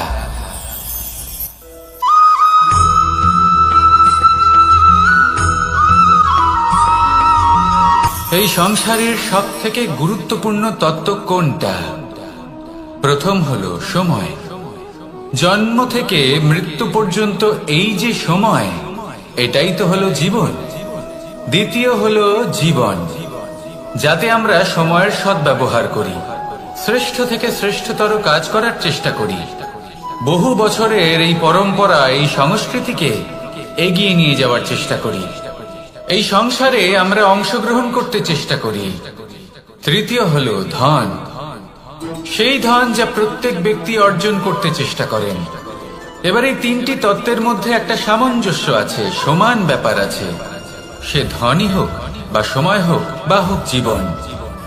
আর সেই সমান ব্যাপার হলো যে যদি আপনি এটা গণনা করতে থাকেন তাহলে তা কমতে থাকে, যদি আপনি এটা ব্যবহার করেন তাহলে তা বাড়তে থাকে।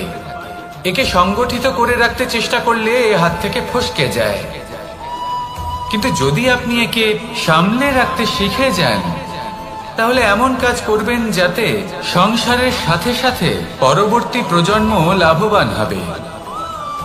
যদি কিছু শিখতে চান তাহলে সামলাতে শিখুন, গণনা করা বা সংগঠিত করা নয়।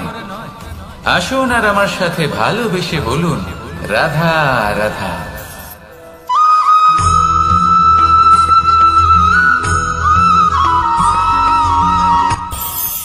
এই সংসারে আমরা প্রকাশ কোথা থেকে পাই? এর উত্তর বড়ই সরল।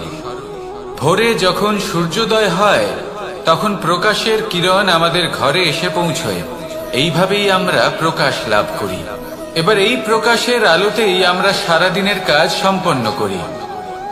সন্ধে হয়ে যায়, সূর্যাস্ত হয়ে যায়, আর আমাদের ঘর যাতে অন্ধকার না হয় তার জন্য আমরা একটা প্রদীপ প্রজ্বলিত করি। এটাই ঘটে আমাদের জীবনেও। এবার প্রবাহমান আয়ুর সাথে আমরা আমাদের অন্তরে যদি একটা প্রদীপ প্রজ্বলিত করে নিই তাহলে বিষয়টাই অন্যরকম হবে। এবার আপনি বলবেন কোন প্রকাশের কথা বলছি যা আমাদের অন্তরে জাগ্রত করা সম্ভব? আমাদের আত্মার মাঝে প্রেমের প্রকাশ জাগ্রত করার কথা বলছি। কারণ আমাদের এই জীবন এও হলো দিনের আলোর মতো। আজ প্রকাশ আছে, কিন্তু কোনোদিন অবশ্যই অস্ত হবে। কিন্তু অস্ত হবার আগে যদি আমরা আমাদের আত্মার মাঝে প্রেমের এই প্রকাশ উজ্জ্বলিত করে নিই তাহলে আমাদের সন্ধ্যাকালও আমরা আনন্দে এবং প্রেমে যাপন করব। তাহলে আসুন আর আমার সাথে ভালোবেসে বলুন, রাধা রাধা।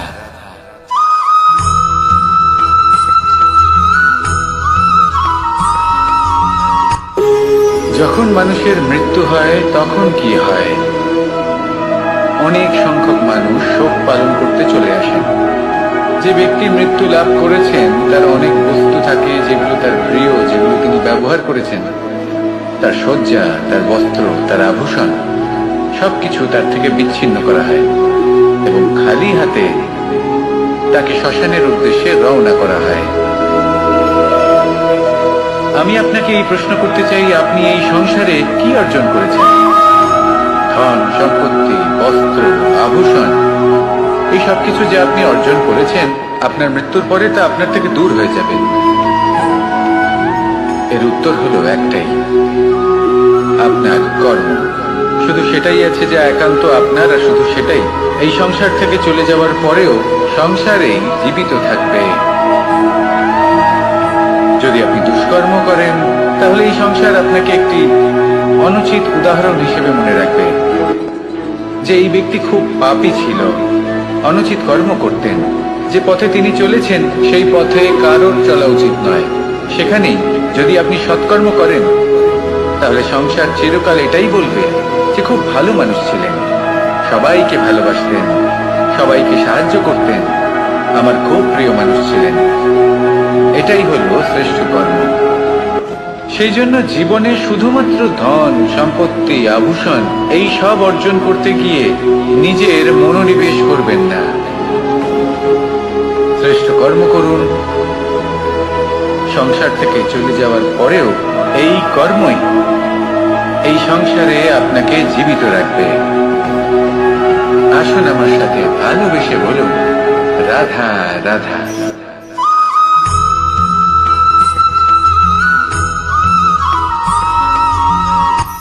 এই সংসারে সাফল্য লাভ করার জন্য জ্ঞানের প্রয়োজন হয়, পরিশ্রমের প্রয়োজন হয়, দৃঢ় নিষ্ঠার প্রয়োজন হয়, নিরন্তর চেষ্টা করা প্রয়োজনীয়। কিন্তু আরো কিছু আছে যা অত্যন্ত প্রয়োজনীয় এবং গুরুত্বপূর্ণ। তা হলো ভালো বন্ধু। তাদের থাকা অত্যন্ত প্রয়োজনীয়। যদি ভালো বন্ধু থাকে তাহলে সময় এলে তারা ঢাল হয়ে আপনাকে সুরক্ষা করবেন। সময় এলে অস্ত্রের মতো শত্রুকে সংহারও করবেন। যদি তিনি জ্ঞানী হন, তাদের মধ্যে সদ্গুণ থাকে, তাহলে এই সব গুণ আপনার মধ্যেও প্রবেশ করবে। তাহলে সাফল্যের জন্য ভালো বন্ধু পাওয়া অত্যন্ত প্রয়োজনীয়। কিন্তু শুধু বন্ধু কেন, ভালো শত্রুও থাকা প্রয়োজনীয়। এবার আপনি ভাবেন আমি কি বললাম? যদি আপনার জীবনেও ভালো অর্থাৎ শক্তিশালী শত্রু থাকে তাহলে আপনিও শক্তিশালী হতে থাকবেন। এই শত্রু আপনাকে প্রেরিত করবে আরো বেশি শক্তিশালী হয়ে ওঠার। কখনো কোনো হরিণকে দেখুন, তীব্র গতিতে দৌড়তে থাকে।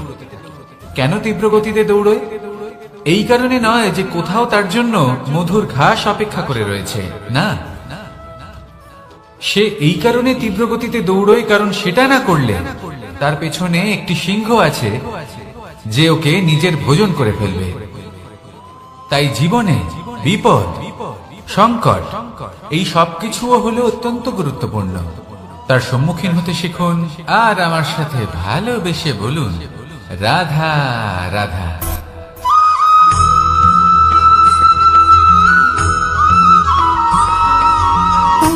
সুখ, দুঃখ এবং শক্তি, এই তিন হলো এই সংসারের ত্রিদেবের মতো।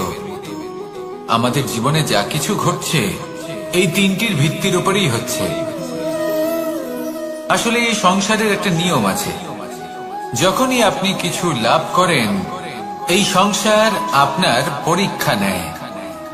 এটা জানার জন্য আপনার পরীক্ষা নেয় যে আপনি যা কিছুই লাভ করেছেন আপনি কি আদৌ সেটার যোগ্য কিনা। ঠিক সেইভাবেই এই সুখ, দুঃখ এবং শক্তি আপনার পরীক্ষা নিয়ে থাকে। যখন সুখ আসে তখন সে আপনার পরীক্ষা নেয় যে আপনার মধ্যে অহংবোধ জাগ্রত হয়নি তো। যদি অহংবোধ চলে আসে তাহলে সুখ সেখানেই সঙ্গ ত্যাগ করে। দুঃখ আপনার ধৈর্যের পরীক্ষা নিতে থাকে, আর যদি আপনার মধ্যে ধৈর্য না থাকে তাহলে এটা আপনাকে আরো বেশি দুঃখের গভীর অন্ধকারে ঠেলে দেবে। সেখানে শক্তি পরীক্ষা নেয় আপনার বিনম্রতার। যদি আপনি বিনম্র না হন তাহলে হয় এই শক্তি আপনার সঙ্গ ত্যাগ করবে, নয় এই শক্তি বিনম্রতার অভাবে আপনার পতনের কারণ হতে পারে। এই সংসারে যে কোনো ব্যক্তি যিনি এই পরীক্ষায় উত্তীর্ণ হয়ে থাকেন এই জীবনে তিনি সাফল্য লাভ করেন। আসুন আমার সাথে ভালোবেসে বলুন, রাধা রাধা।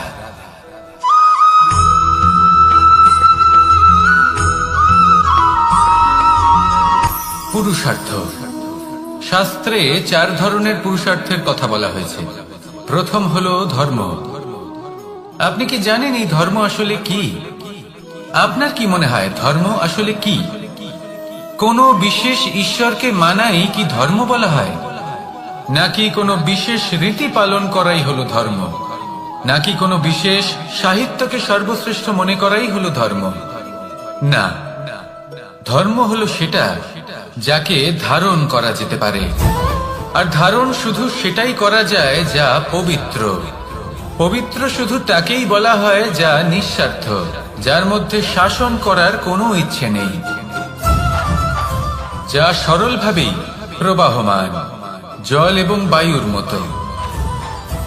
যখন কোনো ব্যক্তি ধর্মকে ধারণ করেন এবং সেই ধর্ম সেই ব্যক্তিকে রক্ষা করে, তখন তাকে ধর্ম বলা হয়। ধর্ম যা রক্ষা করে অহংকার থেকে, খারাপ চিন্তার হাত থেকে। সেই জন্য পুরুষার্থ গড়ে তোলার আগে, ধর্ম পালন করার আগে ধর্মের প্রকৃত অর্থ কি সেটা বুঝে নিন। এটা জেনে রাখুন যে সমস্ত ধর্মের আধার, সমস্ত ধর্মের ভিত শুধুমাত্র ভালোবাসা। আসুন আর এই ভালোবাসার সাথেই বলুন রাধা রাধা।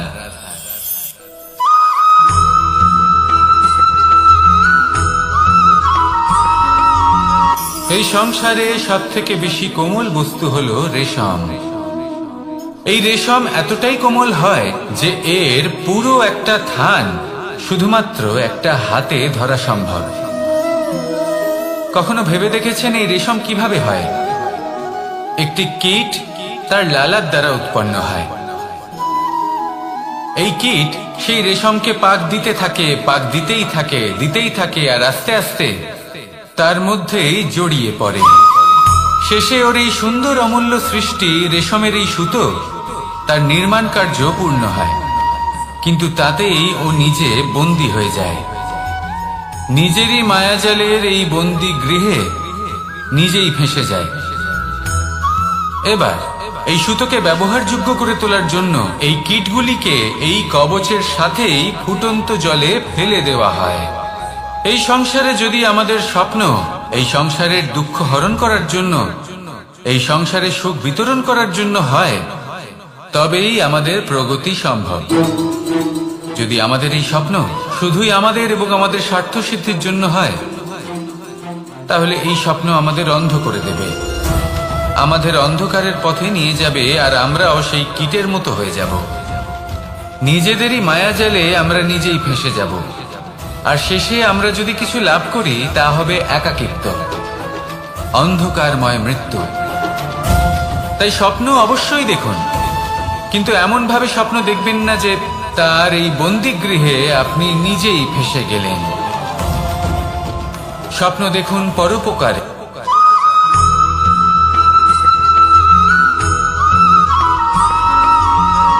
কেউ বলে জীবন খুব ক্ষণস্থায়ী, কেউ বলে জীবন হলো একটা সুন্দর স্বপ্নের মতো, আবার কেউ বলবে জীবন হলো এক কঠোর সত্য। কিন্তু জীবন আসলে কি? জীবন হলো আপনারই প্রতিবিম্ব, একটা দর্পণ। অর্থাৎ আপনি জীবনকে সেইভাবেই পাবেন যেরকম আপনি নিজেকে প্রতিপন্ন করবেন। যদি আপনি দর্পণের দিকে তাকিয়ে হাসেন, তাহলে আপনি সামনে হাসি মুখী দেখতে পাবেন। এবার যদি আপনি গম্ভীর হয়ে থাকেন, তাহলে আপনি একজন রুষ্ট ব্যক্তি দেখতে পাবেন। শেষে সব থেকে বেশি গুরুত্বপূর্ণ হলো আপনার চেষ্টা। আপনাকে সবসময় চেষ্টা করতে হবে যাতে আপনি নিজেকে প্রসন্ন এবং ইতিবাচক মনোভাবে রাখেন। এটা হলো আপনারই উত্তরদায়িত্ব, তাকে পালন করুন। এই মনকে প্রসন্ন রাখুন, এই সংসারকে সুন্দর বলে মনে হবে, আর এই মন প্রসন্ন হয়ে বলবে রাধা রাধা।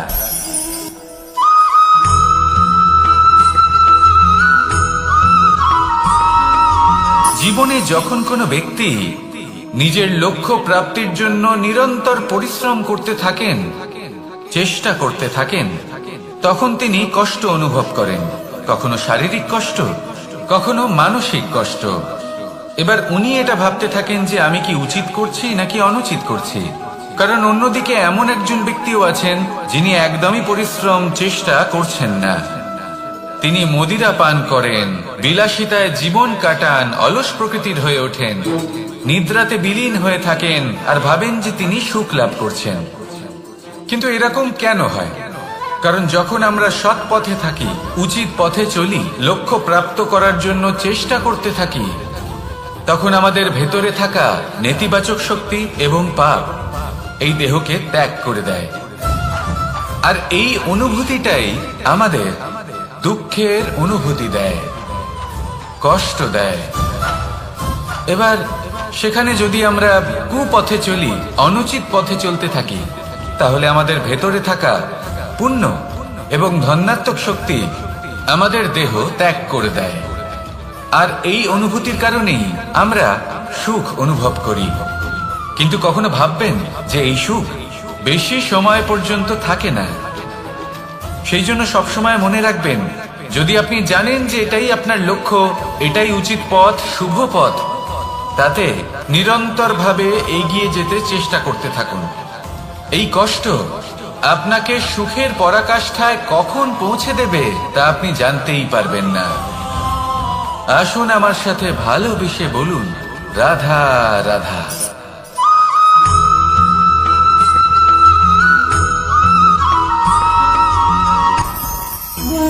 ভোজন। এবার ভোজন সংগ্রহ করার জন্য মানুষ কি না করেন, সব সময় চেষ্টা করতে থাকেন। ফসল উৎপাদনের জন্য অনেক পরিশ্রম করতে থাকেন, কিন্তু অনেক সময় অনেক পরিশ্রম করার পরেও ফসল ভালো উৎপাদন হয় না। এর কারণ কি? কারণ হলো এটাই যে আপনি পরিশ্রম হয়তো অনেক করেছেন, কিন্তু আপনার নজর তো সেই বীজের দিকে ছিলই না যা আপনি রোপণ করেছেন। সেই জন্য সব সময় কোনো বীজ রোপণ করার আগে তাকে পরখ করে দেখুন, তা অত্যন্ত আবশ্যক। আর সেইভাবেই যখনই কোনো কর্মের প্রশ্ন আসে, তাহলে সেখানে শুধুমাত্র পরিশ্রম যথেষ্ট নয়। সেই কাজের প্রতি আপনার কর্তব্য কি, আপনার উদ্দেশ্য কি, সেটা জানা হলো অত্যন্ত গুরুত্বপূর্ণ। তাই কর্ম করুন, কিন্তু সেই কর্মের প্রতি আপনার যা উদ্দেশ্য তার মাহাত্ম্য বুঝতে চেষ্টা করুন। তাহলে আসুন আমার সাথে ভালোবেসে বলুন, রাধা রাধা।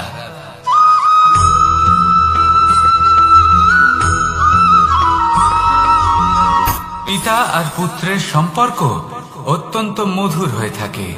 পিতা স্বপ্ন দেখেন, তাকে পূর্ণ করার সকল সম্ভাব্য চেষ্টা করেন, কিন্তু তাও অনেক সময় ওনার স্বপ্ন অপূর্ণ থেকে যায়।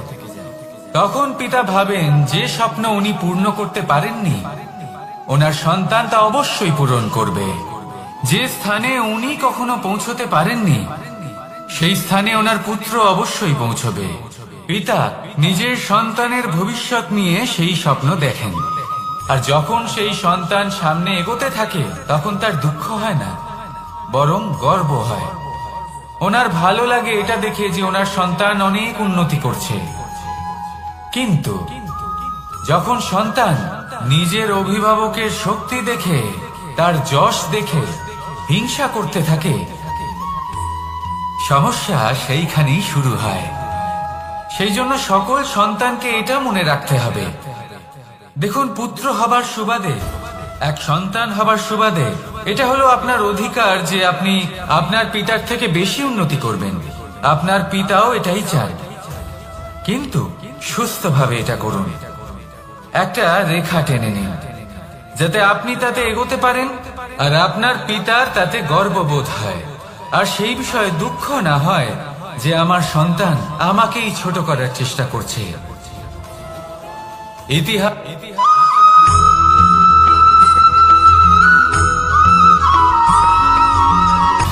সময়, জীবন, কাল।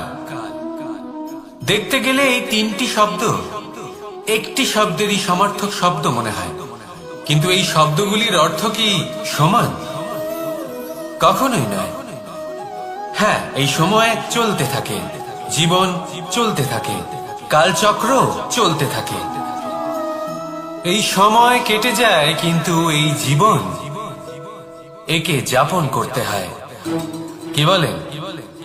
এই জীবনে কিছু করুন বা কিছু না করুন, জীবন এমনি কেটে যাবে, আপনি জানতেও পারবেন না। কিন্তু সেটা আমাদের উদ্দেশ্য নয়, একে যাপন করতে হবে। এই জীবনে প্রেরণা পেতে শিখুন, প্রেরণা দিতে শিখুন, আহ্বান গ্রহণ করতে শিখুন, আহ্বান জানাতে শিখুন, মহান কাজ করতে শিখুন, ধনাত্মক বোধ জাগিয়ে তুলুন। জীবন অতিবাহিত করার অর্থ কি তা আপনি শিখে যাবেন, কারণ সময় কেটে যায়, সমস্ত যুগ কেটে যায়, কিন্তু জীবনের রীতি জীবন কাটিয়ে দেওয়া নয়, জীবন যাপন করা। এই জীবন সম্পূর্ণরূপে অনুভব করতে হবে, নতুন পথ বানাতে হবে। এবারে যদি এই জীবন বাঁচার সময় একবার ভেবে দেখুন, যদি মনে প্রেম থাকে, সদ্ভাবনা থাকে, তাহলে কি হবে? এই জীবনকে বাঁচার অনুভূতিটাই অন্যরকম হয়ে যাবে, একটা আনন্দময় অনুভূতি লাভ করবেন। তাহলে এটাই করুন আর আমার সাথে ভালোবেসে বলুন, রাধা রাধা।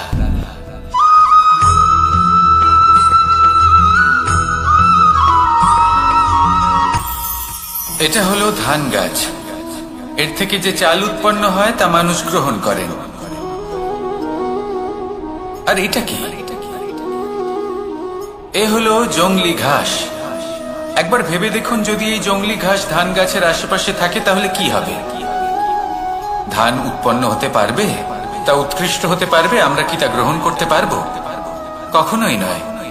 এই জংলি ঘাস ধানকে নষ্ট করে দেবে, কিন্তু নিজে জীবিত থাকবে। এটাই হলো আজকের শিক্ষা।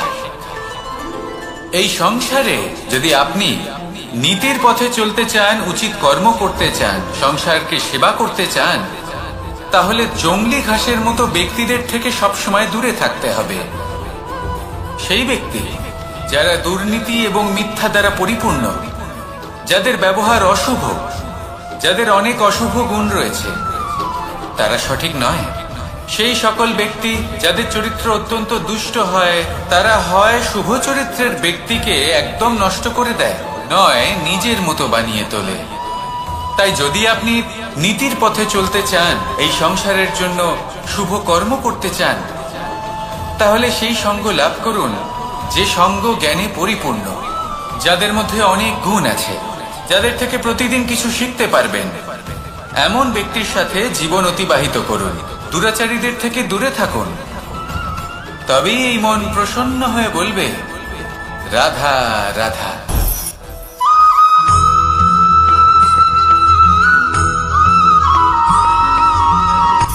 সূচের শেষে একটি ছিদ্র থাকে, যার দ্বারা আমরা এই সুতো পরাতে পারি, আর তারপর সূচের সাহায্যে এই সুতো দিয়ে বস্ত্র সেলাই করা যায়।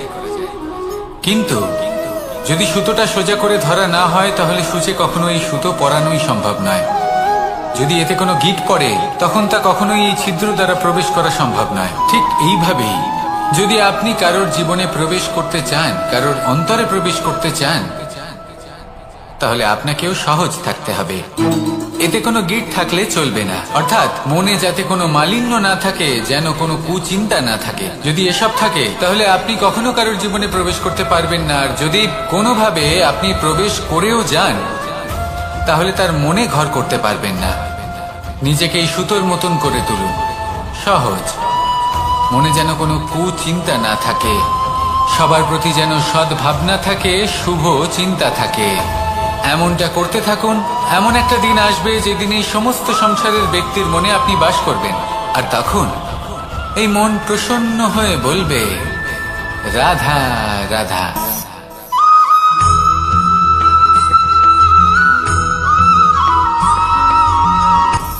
আপনি কখনো পর্বতের শিখরে উঠেছেন? আপনি দেখতে পাবেন পর্বতের পদতলে প্রচুর সুন্দর ফুল রয়েছে, সবুজ বনানী রয়েছে। যত আপনি ওপরে উঠতে থাকবেন, তত ফুল কমতে থাকবে, সবুজ বনানী কমতে থাকবে। আরো কিছুটা ওপরে উঠলে কাঁটা জাতীয় গাছ দেখতে পাবেন, শুকনো গাছ দেখতে পাবেন। আরো যদি ওপরে ওঠেন, তাহলে পাষাণ দেখতে পাবেন। আরো ওপরে উঠলে হিমখণ্ড দেখতে পাবেন। এই যে পর্বত, তা মনুষ্য জীবনের সব থেকে উত্তম উদাহরণ। মানুষ যখন সাফল্যের শিখরে পৌঁছতে চান, মহানুভবতার শিখরে পৌঁছতে চান, পথে যত আস্তে আস্তে উপরে উঠতে থাকেন, ততই ভৌতিক বস্তু তার থেকে বিচ্ছিন্ন হতে থাকে। যদি তিনি সেই ভৌতিক বস্তুগুলি ত্যাগ না করতে পারেন, তাহলে কখনোই সেই স্থানে পৌঁছতে পারবেন না। আর মানুষ যদি উচিত ত্যাগ করতে পারেন, পথে অগ্রসর হতে থাকেন, এগোতে থাকেন, তাহলে একদিন না একদিন তিনি মহানুভবতার জ্ঞানের, সাফল্যের হিমের স্বাদ অবশ্যই লাভ করবেন। মনে রাখবেন, মানব জীবনে ত্যাগ হলো অত্যন্ত গুরুত্বপূর্ণ অংশ। আসুন আমার সাথে ভালোবেসে বলুন, রাধা রাধা।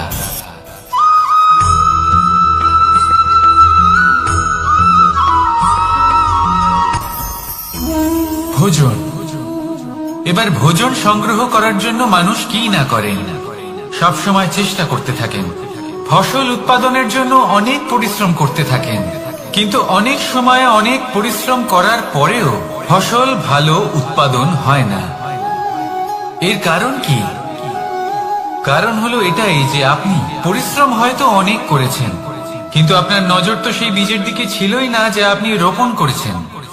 সেই জন্য সব সময় কোনো বীজ রোপণ করার আগে তাকে পরখ করে দেখুন, তা অত্যন্ত আবশ্যক। আর সেইভাবেই যখনই কোনো কর্মের প্রশ্ন আসে, তাহলে সেখানে শুধুমাত্র পরিশ্রম যথেষ্ট নয়।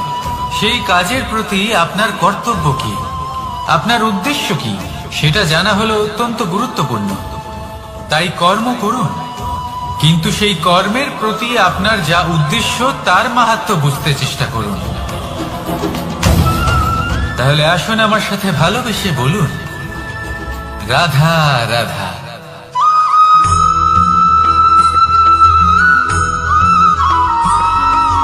বসন্ত ঋতু, এই সময় মন আনন্দে ভরে থাকে। এমন মনে হয় যেন আমরা আকাশে বিচরণ করতে চলে যাই, কিন্তু সেটা তো সম্ভব নয়। সেই জন্য হয়তো আমরা ঘুড়ি ওড়াই, এই ঘুড়িকে নিজেদের প্রতিরূপ মনে করে। এবার অনেক মানুষ আছেন যারা ঘুড়ি ওড়ান, কিন্তু এই কর্মের সারমর্ম কি সেটা কজন বুঝতে পারেন? আপনি এটা মনে করুন যে আপনি হলেন সেই ঘুড়ি, আর এই সুতো যিনি ধরে রয়েছেন তিনি হলেন পরমাত্মা। আর এই সুতো যেখান থেকে শুরু হয়, সেই লাটাই হলো আমাদের কর্মচক্র। এবার আপনি নিজেই অনুমান করুন যে এই উড়ান কার ওপর নির্ভরশীল, পরমাত্মার ওপর আর আপনার কর্মের ওপর।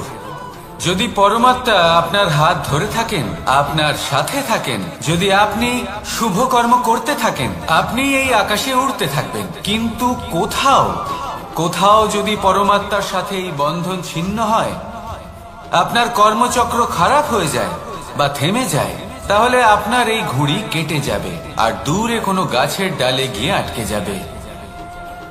তাই শুধুমাত্র ঘুড়ি ওড়াবেন না, তার থেকে শিখুন, পরমাত্মার সাহচর্যে থাকুন, সবসময় শুভ কর্ম করতে থাকুন আর সবসময় এই আকাশে উড়তে থাকুন। আসুন আর আমার সাথে ভালোবেসে বলুন, রাধা।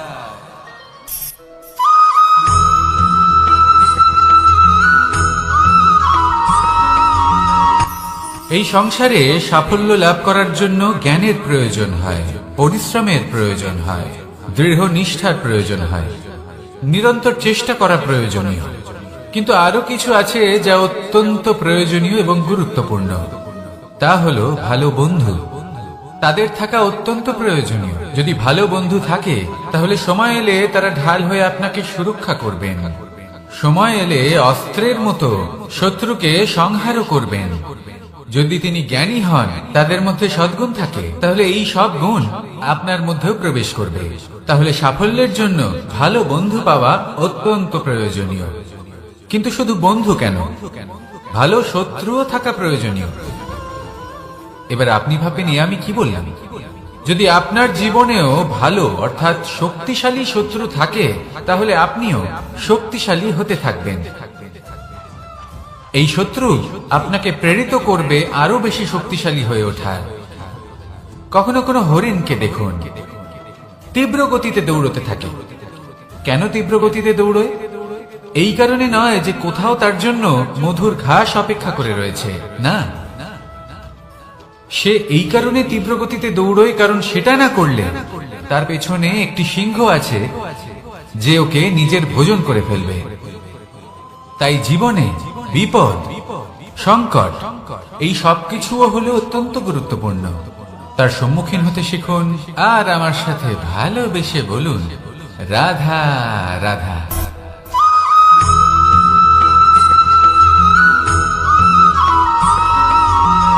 ভালো, শুধু ওনাদের কঠোর ব্যবহার দেখলে আমরা একটু ভয় পেয়ে যাই।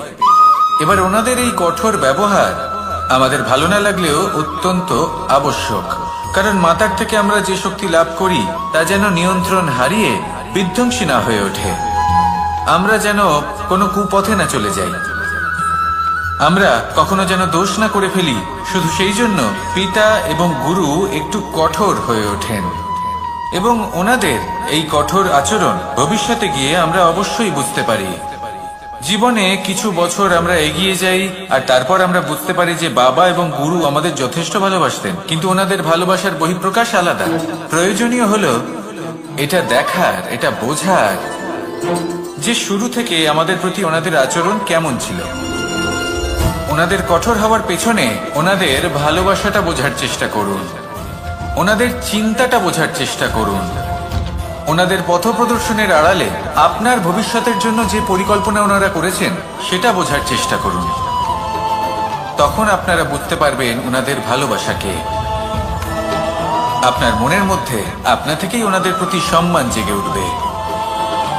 নিজের পিতা এবং নিজের গুরু এই দুজনের প্রতি কৃতজ্ঞতা প্রকাশ করুন আর আমার সাথে ভালোবেসে বলুন, রাধা রাধা।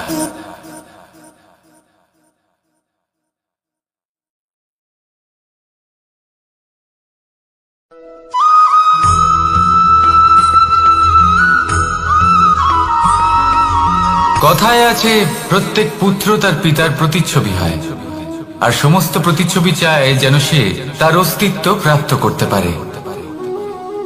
পুত্র চায় সে যেন তার পিতার মতো হয়, বা কখনো কখনো তার থেকেও শ্রেষ্ঠ হয়।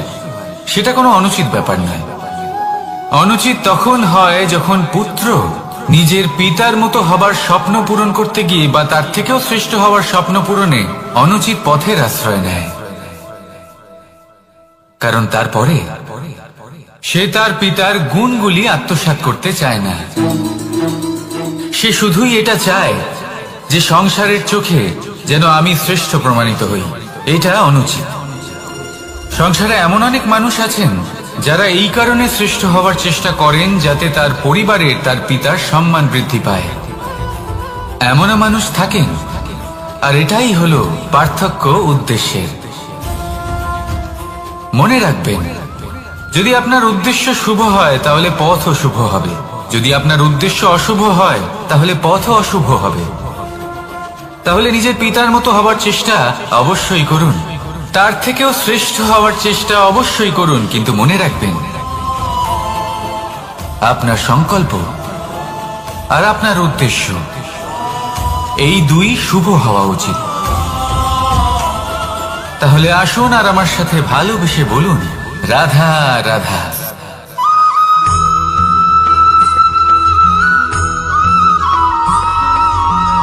আপনি কখনো কোনো বাজকে নিজের বাসা বানাতে দেখেছেন? এই বাজ যখনই কোনো বাসা বানায় তখন উঁচু গাছের ডালে বা কোনো পর্বতের শিখরে বাসা বানায়, অনেক উচ্চতায়, আর সেখানে তার সন্তানও জন্মগ্রহণ করে। যখন এই সন্তানেরা জন্মায় তখন এই বাজ খুবই ভালোবেসে এবং খুব সাবধানে এদের পালন পোষণ করে, নিজের ঠোঁট দিয়ে তাদের ঠোঁটে খাবার পরিবেশন করে। কিন্তু যেই সেই সন্তানেরা হৃষ্টপুষ্ট হয়ে যায় এবং সেই কথা বাজ নিজে বুঝতে পেরে যায়, সেই বাজ নিজেই সেই বাসা ছিন্ন ভিন্ন করে দেয়। সেই সন্তান যাদের সবেমাত্র ডানা গজিয়েছে, কিভাবে উঠতে হয় তারা জানে না, সেই সন্তানগুলিকে উচ্চতা থেকে ঠেলে দেয়। সেই সন্তান প্রথমে ভয়ভীত হয়ে যায়।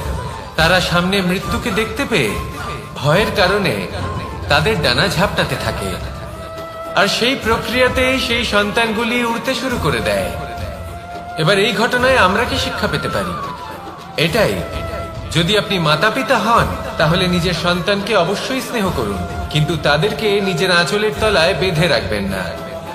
যদি আপনি চান আপনার সন্তান জীবনে উন্নতি করুক, তাহলে নিজের মুঠো থেকে তাদের স্বতন্ত্র করে দিন, এই সংসারে সংঘর্ষ করতে দিন। সেই সন্তান নিজেই বুঝতে পারবে যে জন্মের সময় পাওয়া ডানা কি করে ব্যবহার করতে হয়, আর আপনার চোখের সামনে আপনার সন্তান এই আকাশে উড়তে থাকবে। তাহলে আসুন আমার সাথে ভালোবেসে বলুন, রাধা রাধা।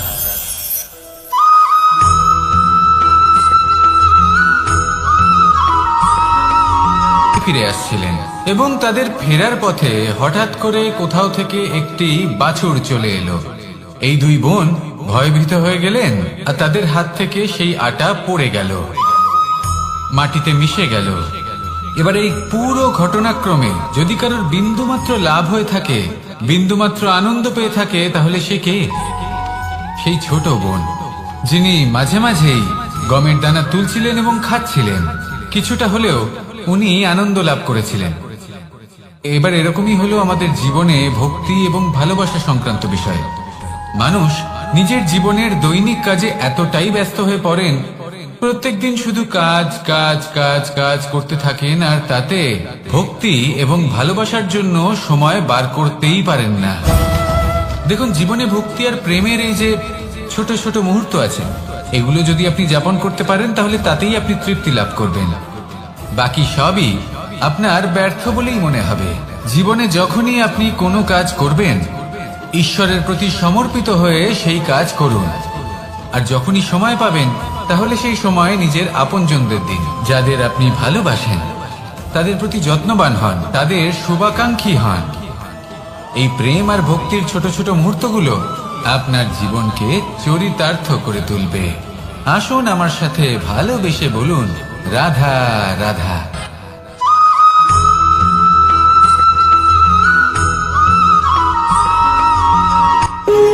যখন মানুষের মৃত্যু হয় তখন কি হয়? অনেক সংখ্যক মানুষ শোক পালন করতে চলে আসেন। যে ব্যক্তি মৃত্যু লাভ করেছেন তার অনেক বস্তু থাকে যেগুলো তার প্রিয়, যেগুলো তিনি ব্যবহার করেছেন। তার শয্যা, তার বস্ত্র, তার আভূষণ সবকিছু তার থেকে বিচ্ছিন্ন করা হয় এবং খালি হাতে তাকে শ্মশানের উদ্দেশ্যে রওনা করা হয়। আমি আপনাকে এই প্রশ্ন করতে চাই, আপনি এই সংসারে কি অর্জন করেছেন?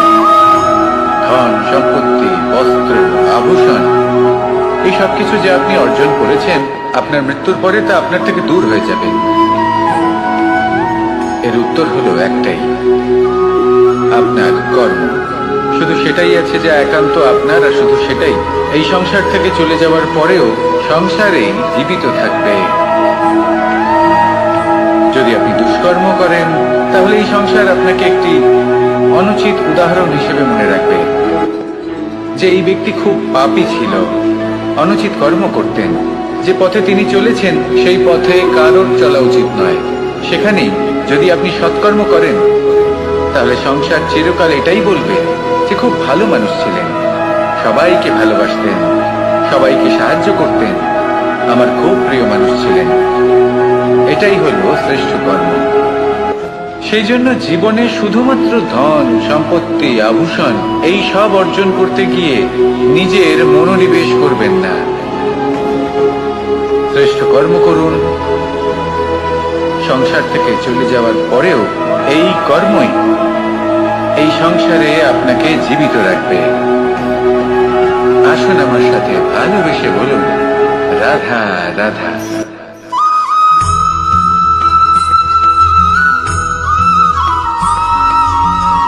পুরুষার্থ। শাস্ত্রে 4 ধরনের পুরুষার্থের কথা বলা হয়েছে। প্রথম হলো ধর্ম। আপনি কি জানেন এই ধর্ম আসলে কি? আপনার কি মনে হয় ধর্ম আসলে কি? কোন বিশেষ ঈশ্বরকে মানাই কি ধর্ম বলা হয়? নাকি কোনো বিশেষ রীতি পালন করাই হলো ধর্ম? নাকি কোনো বিশেষ সাহিত্যকে সর্বশ্রেষ্ঠ মনে করাই হলো ধর্ম? না, ধর্ম হলো সেটা যাকে ধারণ করা যেতে পারে। আর ধারণ শুধু সেটাই করা যায় যা পবিত্র। পবিত্র শুধু তাকেই বলা হয় যা নিঃস্বার্থ, যার মধ্যে শাসন করার কোনো ইচ্ছে নেই, যা সরলভাবেই প্রবাহমান, জল এবং বায়ুর মতো। যখন কোনো ব্যক্তি ধর্মকে ধারণ করেন এবং সেই ধর্ম সেই ব্যক্তিকে রক্ষা করে, তখন তাকে ধর্ম বলা হয়। ধর্ম যা রক্ষা করে অহংকার থেকে, খারাপ চিন্তার হাত থেকে, সেই জন্য পুরুষার্থ গড়ে তোলার আগে, ধর্ম পালন করার আগে ধর্মের প্রকৃত অর্থ কি সেটা বুঝে নিন। এটা জেনে রাখুন যে সমস্ত ধর্মের আধার, সমস্ত ধর্মের ভিত শুধুমাত্র ভালোবাসা। আসুন আর এই ভালোবাসার সাথেই বলুন রাধা রাধা।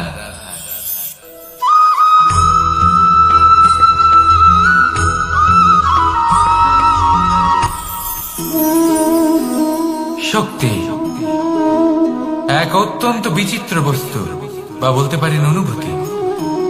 পিতা সবসময় চান যেন তিনি তার শক্তির পুত্রকে। আসুন আপনাকে সহজে বোঝাই। যদি আপনি সুপাত্র হন আর আপনাকে শক্তি দেওয়া হয়, তাহলে আপনি সেই শক্তির গুরুত্ব বুঝবেন, কোথায় সেই শক্তি প্রয়োগ করা উচিত সেটা বুঝবেন। আর এটা যেহেতু অর্জন করা শক্তি হবে, সেই শক্তির অপব্যবহার হবে না। কিন্তু যদি এই আপনি কুপাত্র হন আর যদি আপনাকে এই শক্তি দেওয়া হয়, তাহলে কি হবে? দেখতে গেলে এই শক্তি আপনি দান হিসেবে পেয়েছেন, তাই না আপনি এই শক্তির গুরুত্ব বুঝবেন আর না এর প্রয়োগ আপনি জানবেন। তার অপব্যবহার হওয়া সুনিশ্চিত। তাই যদি আপনি কোনো শক্তি অর্জন করতে চান, তাহলে আগে তার যোগ্য হয়ে উঠুন। পুত্র নয়, পাত্র হয়ে উঠুন। আর আমার সাথে ভালোবেসে বলুন রাধা রাধা।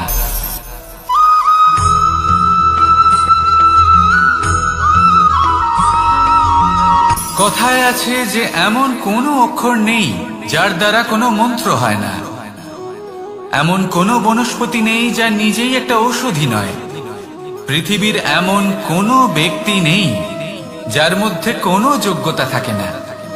শুধু প্রয়োজন হলো যে ব্যক্তিকে আমরা খুঁজে চলেছি তাকে সঠিকভাবে চিনে নেওয়া। যদি তার যোগ্যতা, তার বিশেষত্ব আমরা বুঝতেই না পারি, তাহলে আর লাভ কি রইল? এই সংসারে এমন অনেক ব্যক্তি রয়েছেন যারা ছোট ছোট অসফলতার কারণে আপনাকে এটা বলে দেবে যে আপনি কোনো কাজের নন, আপনি হলেন মূর্খ, আপনি কিছুই করতে পারবেন না। এইসব কথায় কখনোই বিশ্বাস করবেন না, কারণ আপনি এবং প্রত্যেকটি জীব এই পরমাত্মা এবং এই প্রকৃতির সৃষ্টি, যা অত্যন্ত বিশেষ। যদি আপনাকে উদাহরণ দিই, তাহলে একদিকে আছে তরোয়াল, একটা বড় লম্বা তরোয়াল যার দ্বারা যুদ্ধ করা যায়, জয়লাভ করা যায়। আর অন্যদিকে রয়েছে একটা ছোট্ট সূচ, কিন্তু যে কাজ একটা ছোট্ট সূচ করতে পারে তা একটা তরোয়াল দ্বারা সম্ভব নয়। এর অর্থ হলো এটাই যে প্রত্যেকটা রচনা অত্যন্ত অমূল্য এবং অত্যন্ত বিশেষ হয়। তাহলে বিশ্বাস রাখুন যে আপনি অত্যন্ত বিশেষ একজন। আর প্রেমের সাথে বলুন রাধা রাধা।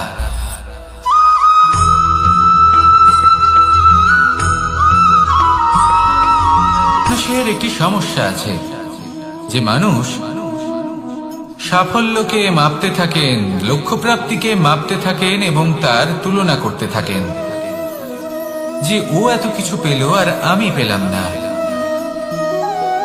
ওর কাছে এত কিছু আছে কিন্তু আমার কাছে নেই। এই তুলনা করার জন্য ওনারা দুঃখী হয়ে পড়েন, নিরাশ হয়ে পড়েন। তাই আমি একটা প্রশ্ন করছি যে এটা কি উচিত? এই সংসারে আপনি কি নিয়ে তুলনা করবেন, যেখানে সূর্যদেব চন্দ্রমা দুজনেই আছেন, দুজনেই হলেন বিশেষ, দুজনেই নিজ নিজ সময়ে উদিত হন। এদের মধ্যে একজন না থাকলে তাহলে আমাদের জীবন কঠিন হয়ে পড়বে।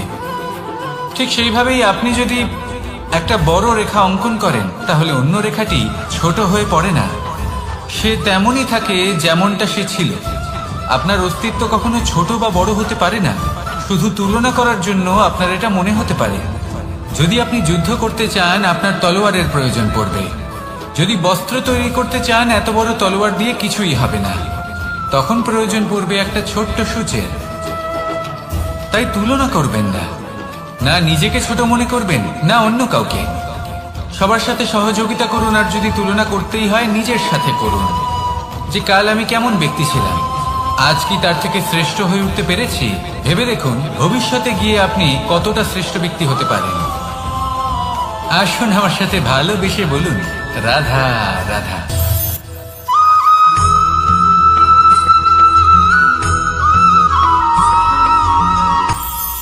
এটা হলো ধান গাছ। এর থেকে যে চাল উৎপন্ন হয় তা মানুষ গ্রহণ করেন।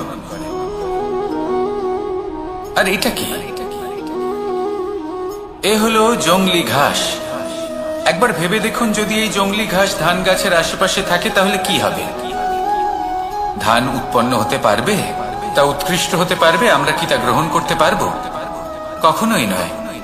এই জংলি ঘাস ধানকে নষ্ট করে দেবে, কিন্তু নিজে জীবিত থাকবে। এটাই হলো আজকের শিক্ষা। এই সংসারে যদি আপনি নীতির পথে চলতে চান, উচিত কর্ম করতে চান, সংসারকে সেবা করতে চান, তাহলে জংলি ঘাসের মতো ব্যক্তিদের থেকে সবসময় দূরে থাকতে হবে। সেই ব্যক্তি যারা দুর্নীতি এবং মিথ্যা দ্বারা পরিপূর্ণ, যাদের ব্যবহার অশুভ, যাদের অনেক অশুভ গুণ রয়েছে, তারা সঠিক নয়। সেই সকল ব্যক্তি যাদের চরিত্র অত্যন্ত দুষ্ট হয়, তারা হয় শুভ চরিত্রের ব্যক্তিকে একদম নষ্ট করে দেয়, নয় নিজের মতো বানিয়ে তোলে। তাই যদি আপনি নীতির পথে চলতে চান, এই সংসারের জন্য শুভ কর্ম করতে চান, তাহলে সেই সঙ্গ লাভ করুন যে সঙ্গ জ্ঞানে পরিপূর্ণ, যাদের মধ্যে অনেক গুণ আছে, যাদের থেকে প্রতিদিন কিছু শিখতে পারবেন। এমন ব্যক্তির সাথে জীবন অতিবাহিত করুন, দুরাচারীদের থেকে দূরে থাকুন। তবেই এই মন প্রসন্ন হয়ে বলবে, রাধা রাধা।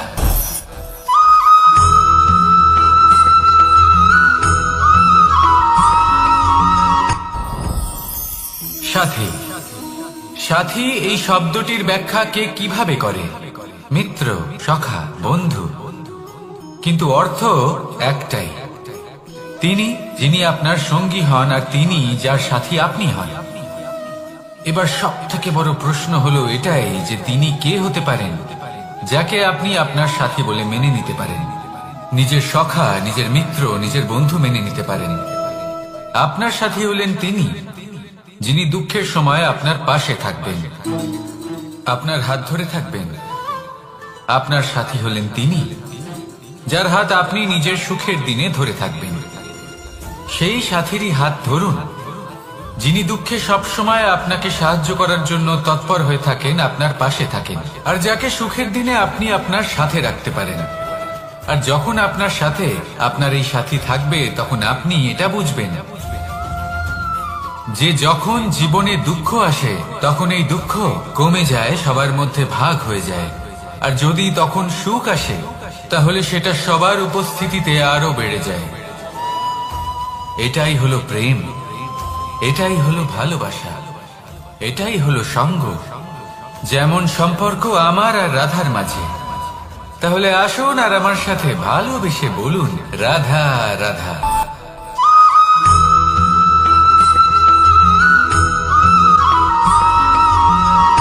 কথায় আছে, অন্ধকারে প্রদীপ প্রজ্বলিত করলে চতুর্দিক আলোকিত হয়।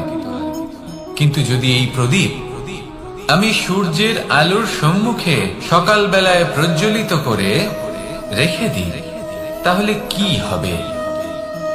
আপনি বলবেন যে এটা করে তো কোনো লাভই হলো না।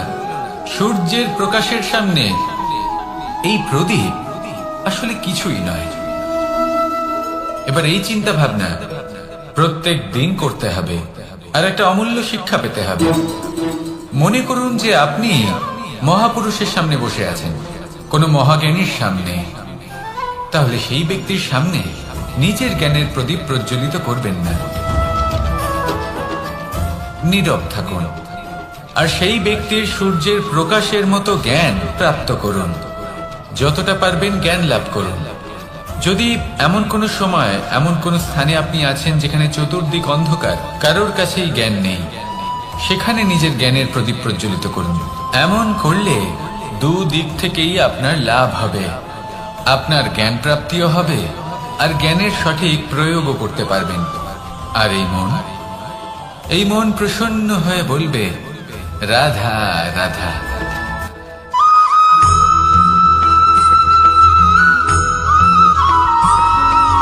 প্রত্যেক মানুষ নিজের জীবনে হীরক তথা হীরে এবং দর্পণ, এই দুই দেখেছেন। এই দুই হলো সাদা, এবং এরা দুজনেই আলোর প্রতিফলন ঘটায়, এবং এরা দুজনেই উজ্জ্বল হয়ে ওঠে। আপনি হয়তো মনে মনে ভাবছেন যে এটা কি ধরনের তুলনা করছি। একটা হিরে তো রত্ন, তার মূল্য দর্পণের থেকে অনেক গুণ বেশি। কিন্তু হিরে থাকাতে দর্পণের মূল্য কিন্তু কোনো অংশে কমে যায় না, তাই না? মানুষ যখন হিরে নিজের হাতে নেয় তখন সবার আগে কি খোঁজে? দর্পণ, যাতে তার মধ্যে দিয়ে দেখে সে বুঝতে পারে যে সেই হিরে আদৌ তার শোভাবর্ধন করছে কিনা, তাকে ভালো দেখাচ্ছে কিনা, প্রসাধনের জন্য সেটা ব্যবহার করা ঠিক হবে কিনা। অর্থাৎ হীরের উপস্থিতিতে দর্পণের গুরুত্ব কম হলো না, দর্পণের কারণে হীরের মূল্য বোঝা গেল। আমাদের জীবনেও ঠিক এরকমই ঘটে। আপনারা যদি এই সংসারে নিজের আশেপাশে দেখেন, এমন অনেক মানুষ দেখতে পাবেন যারা নিজেদের ক্ষেত্রে মহান স্থানে পৌঁছেছেন, নিপুণ এবং শ্রেষ্ঠ হয়েছেন। আর তাদের মধ্যে আপনার নিজের মনে হয় যেন আপনি হলেন দর্পণ। নিজেকে ছোট মনে করবেন না। আপনার মূল্য কম হচ্ছে না, আপনার নিজস্ব মূল্য আছে। আর যদি আপনার অস্তিত্ব না থাকে তাহলে ওনাদের অস্তিত্বের মূল্য সংসার বুঝতেই পারবে না। জীবনে সবসময় চেষ্টা করবেন যাতে আপনি আরো বেশি শ্রেষ্ঠ হয়ে উঠতে পারেন।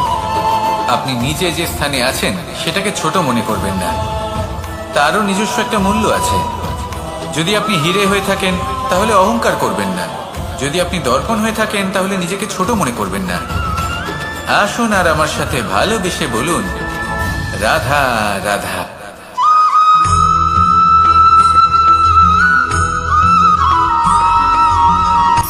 শক্তি, শক্তি অর্জন করা এতটা কঠিন নয় যতটা শক্তি লাভ করার পরে সেই শক্তি সামলানো কঠিন হয়।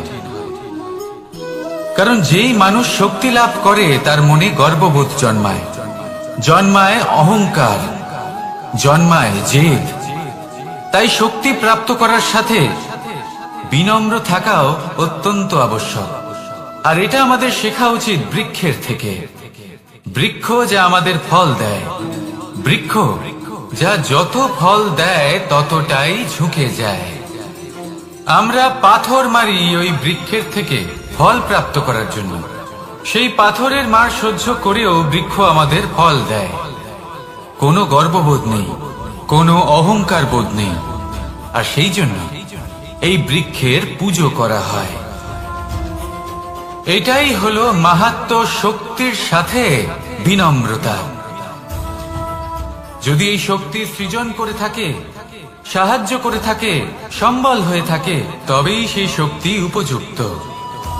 আর নয়তো সেই শক্তি একদিন আপনাকে আসক্ত অবশ্যই করবে। তাহলে শক্তি অবশ্যই অর্জন করুন, কিন্তু তার সাথে সেই শক্তি সামলানোর মতো বিবেকও আপনাকে অবশ্যই জাগ্রত করতে হবে। তাহলে আসুন আমার সাথে ভালোবেসে বলুন, রাধা রাধা।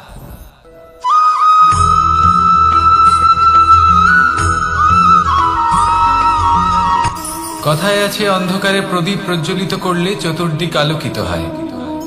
কিন্তু যদি এই প্রদীপ আমি সূর্যের আলোর সম্মুখে সকালবেলায় প্রজ্বলিত করে রেখে দিই, তাহলে কি হবে? আপনি বলবেন যে এটা করে তো কোনো লাভই হলো না। সূর্যের প্রকাশের সামনে এই প্রদীপ আসলে কিছুই নয়। এবার এই চিন্তা ভাবনা প্রত্যেক দিন করতে হবে, আর একটা অমূল্য শিক্ষা পেতে হবে। মনে করুন যে আপনি মহাপুরুষের সামনে বসে আছেন, কোনো মহাজ্ঞানীর সামনে। তাহলে সেই ব্যক্তির সামনে নিজের জ্ঞানের প্রদীপ প্রজ্বলিত করবেন না, নীরব থাকুন। আর সেই ব্যক্তির সূর্যের প্রকাশের মতো জ্ঞান প্রাপ্ত করুন। যতটা পারবেন জ্ঞান লাভ করুন। যদি এমন কোনো সময়, এমন কোনো স্থানে আপনি আছেন যেখানে চতুর্দিক অন্ধকার, কারোর কাছেই জ্ঞান নেই, সেখানে নিজের জ্ঞানের প্রদীপ প্রজ্বলিত করুন। এমন করলে দুদিক থেকেই আপনার লাভ হবে। আপনার জ্ঞান প্রাপ্তিও হবে, আর জ্ঞানের সঠিক প্রয়োগও করতে পারবেন। আর এই মন প্রসন্ন হয়ে বলবে, রাধা রাধা।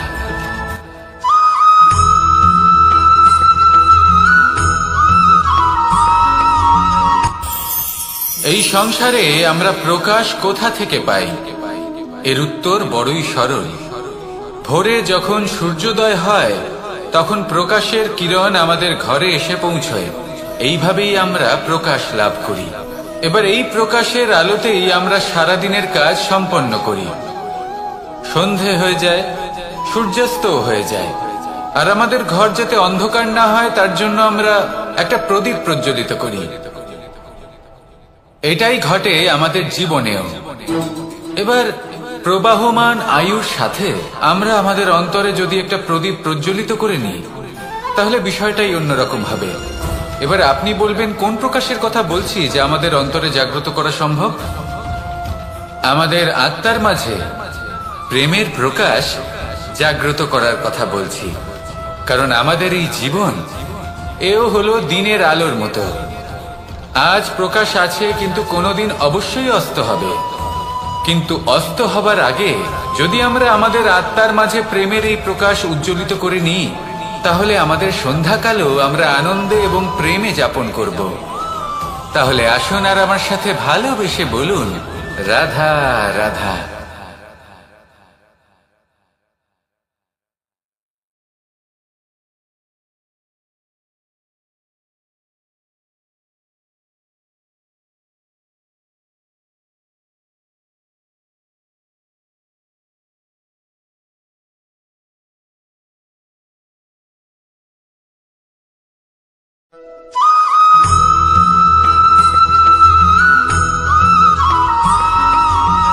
কথায় আছে যে এমন কোনো অক্ষর নেই যার দ্বারা কোনো মন্ত্র হয় না। এমন কোনো বনস্পতি নেই যা নিজেই একটা ঔষধি নয়। পৃথিবীর এমন কোনো ব্যক্তি নেই যার মধ্যে কোনো যোগ্যতা থাকে না। শুধু প্রয়োজন হলো যে ব্যক্তিকে আমরা খুঁজে চলেছি তাকে সঠিকভাবে চিনে নেওয়া। যদি তার যোগ্যতা, তার বিশেষত্ব আমরা বুঝতেই না পারি, তাহলে আর লাভ কি রইল? এই সংসারে এমন অনেক ব্যক্তি রয়েছেন যারা ছোট ছোট অসফলতার কারণে আপনাকে এটা বলে দেবে যে আপনি কোনো কাজের নন, আপনি হলেন মূর্খ, আপনি কিছুই করতে পারবেন না। এইসব কথায় কখনোই বিশ্বাস করবেন না, কারণ আপনি এবং প্রত্যেকটি জীব এই পরম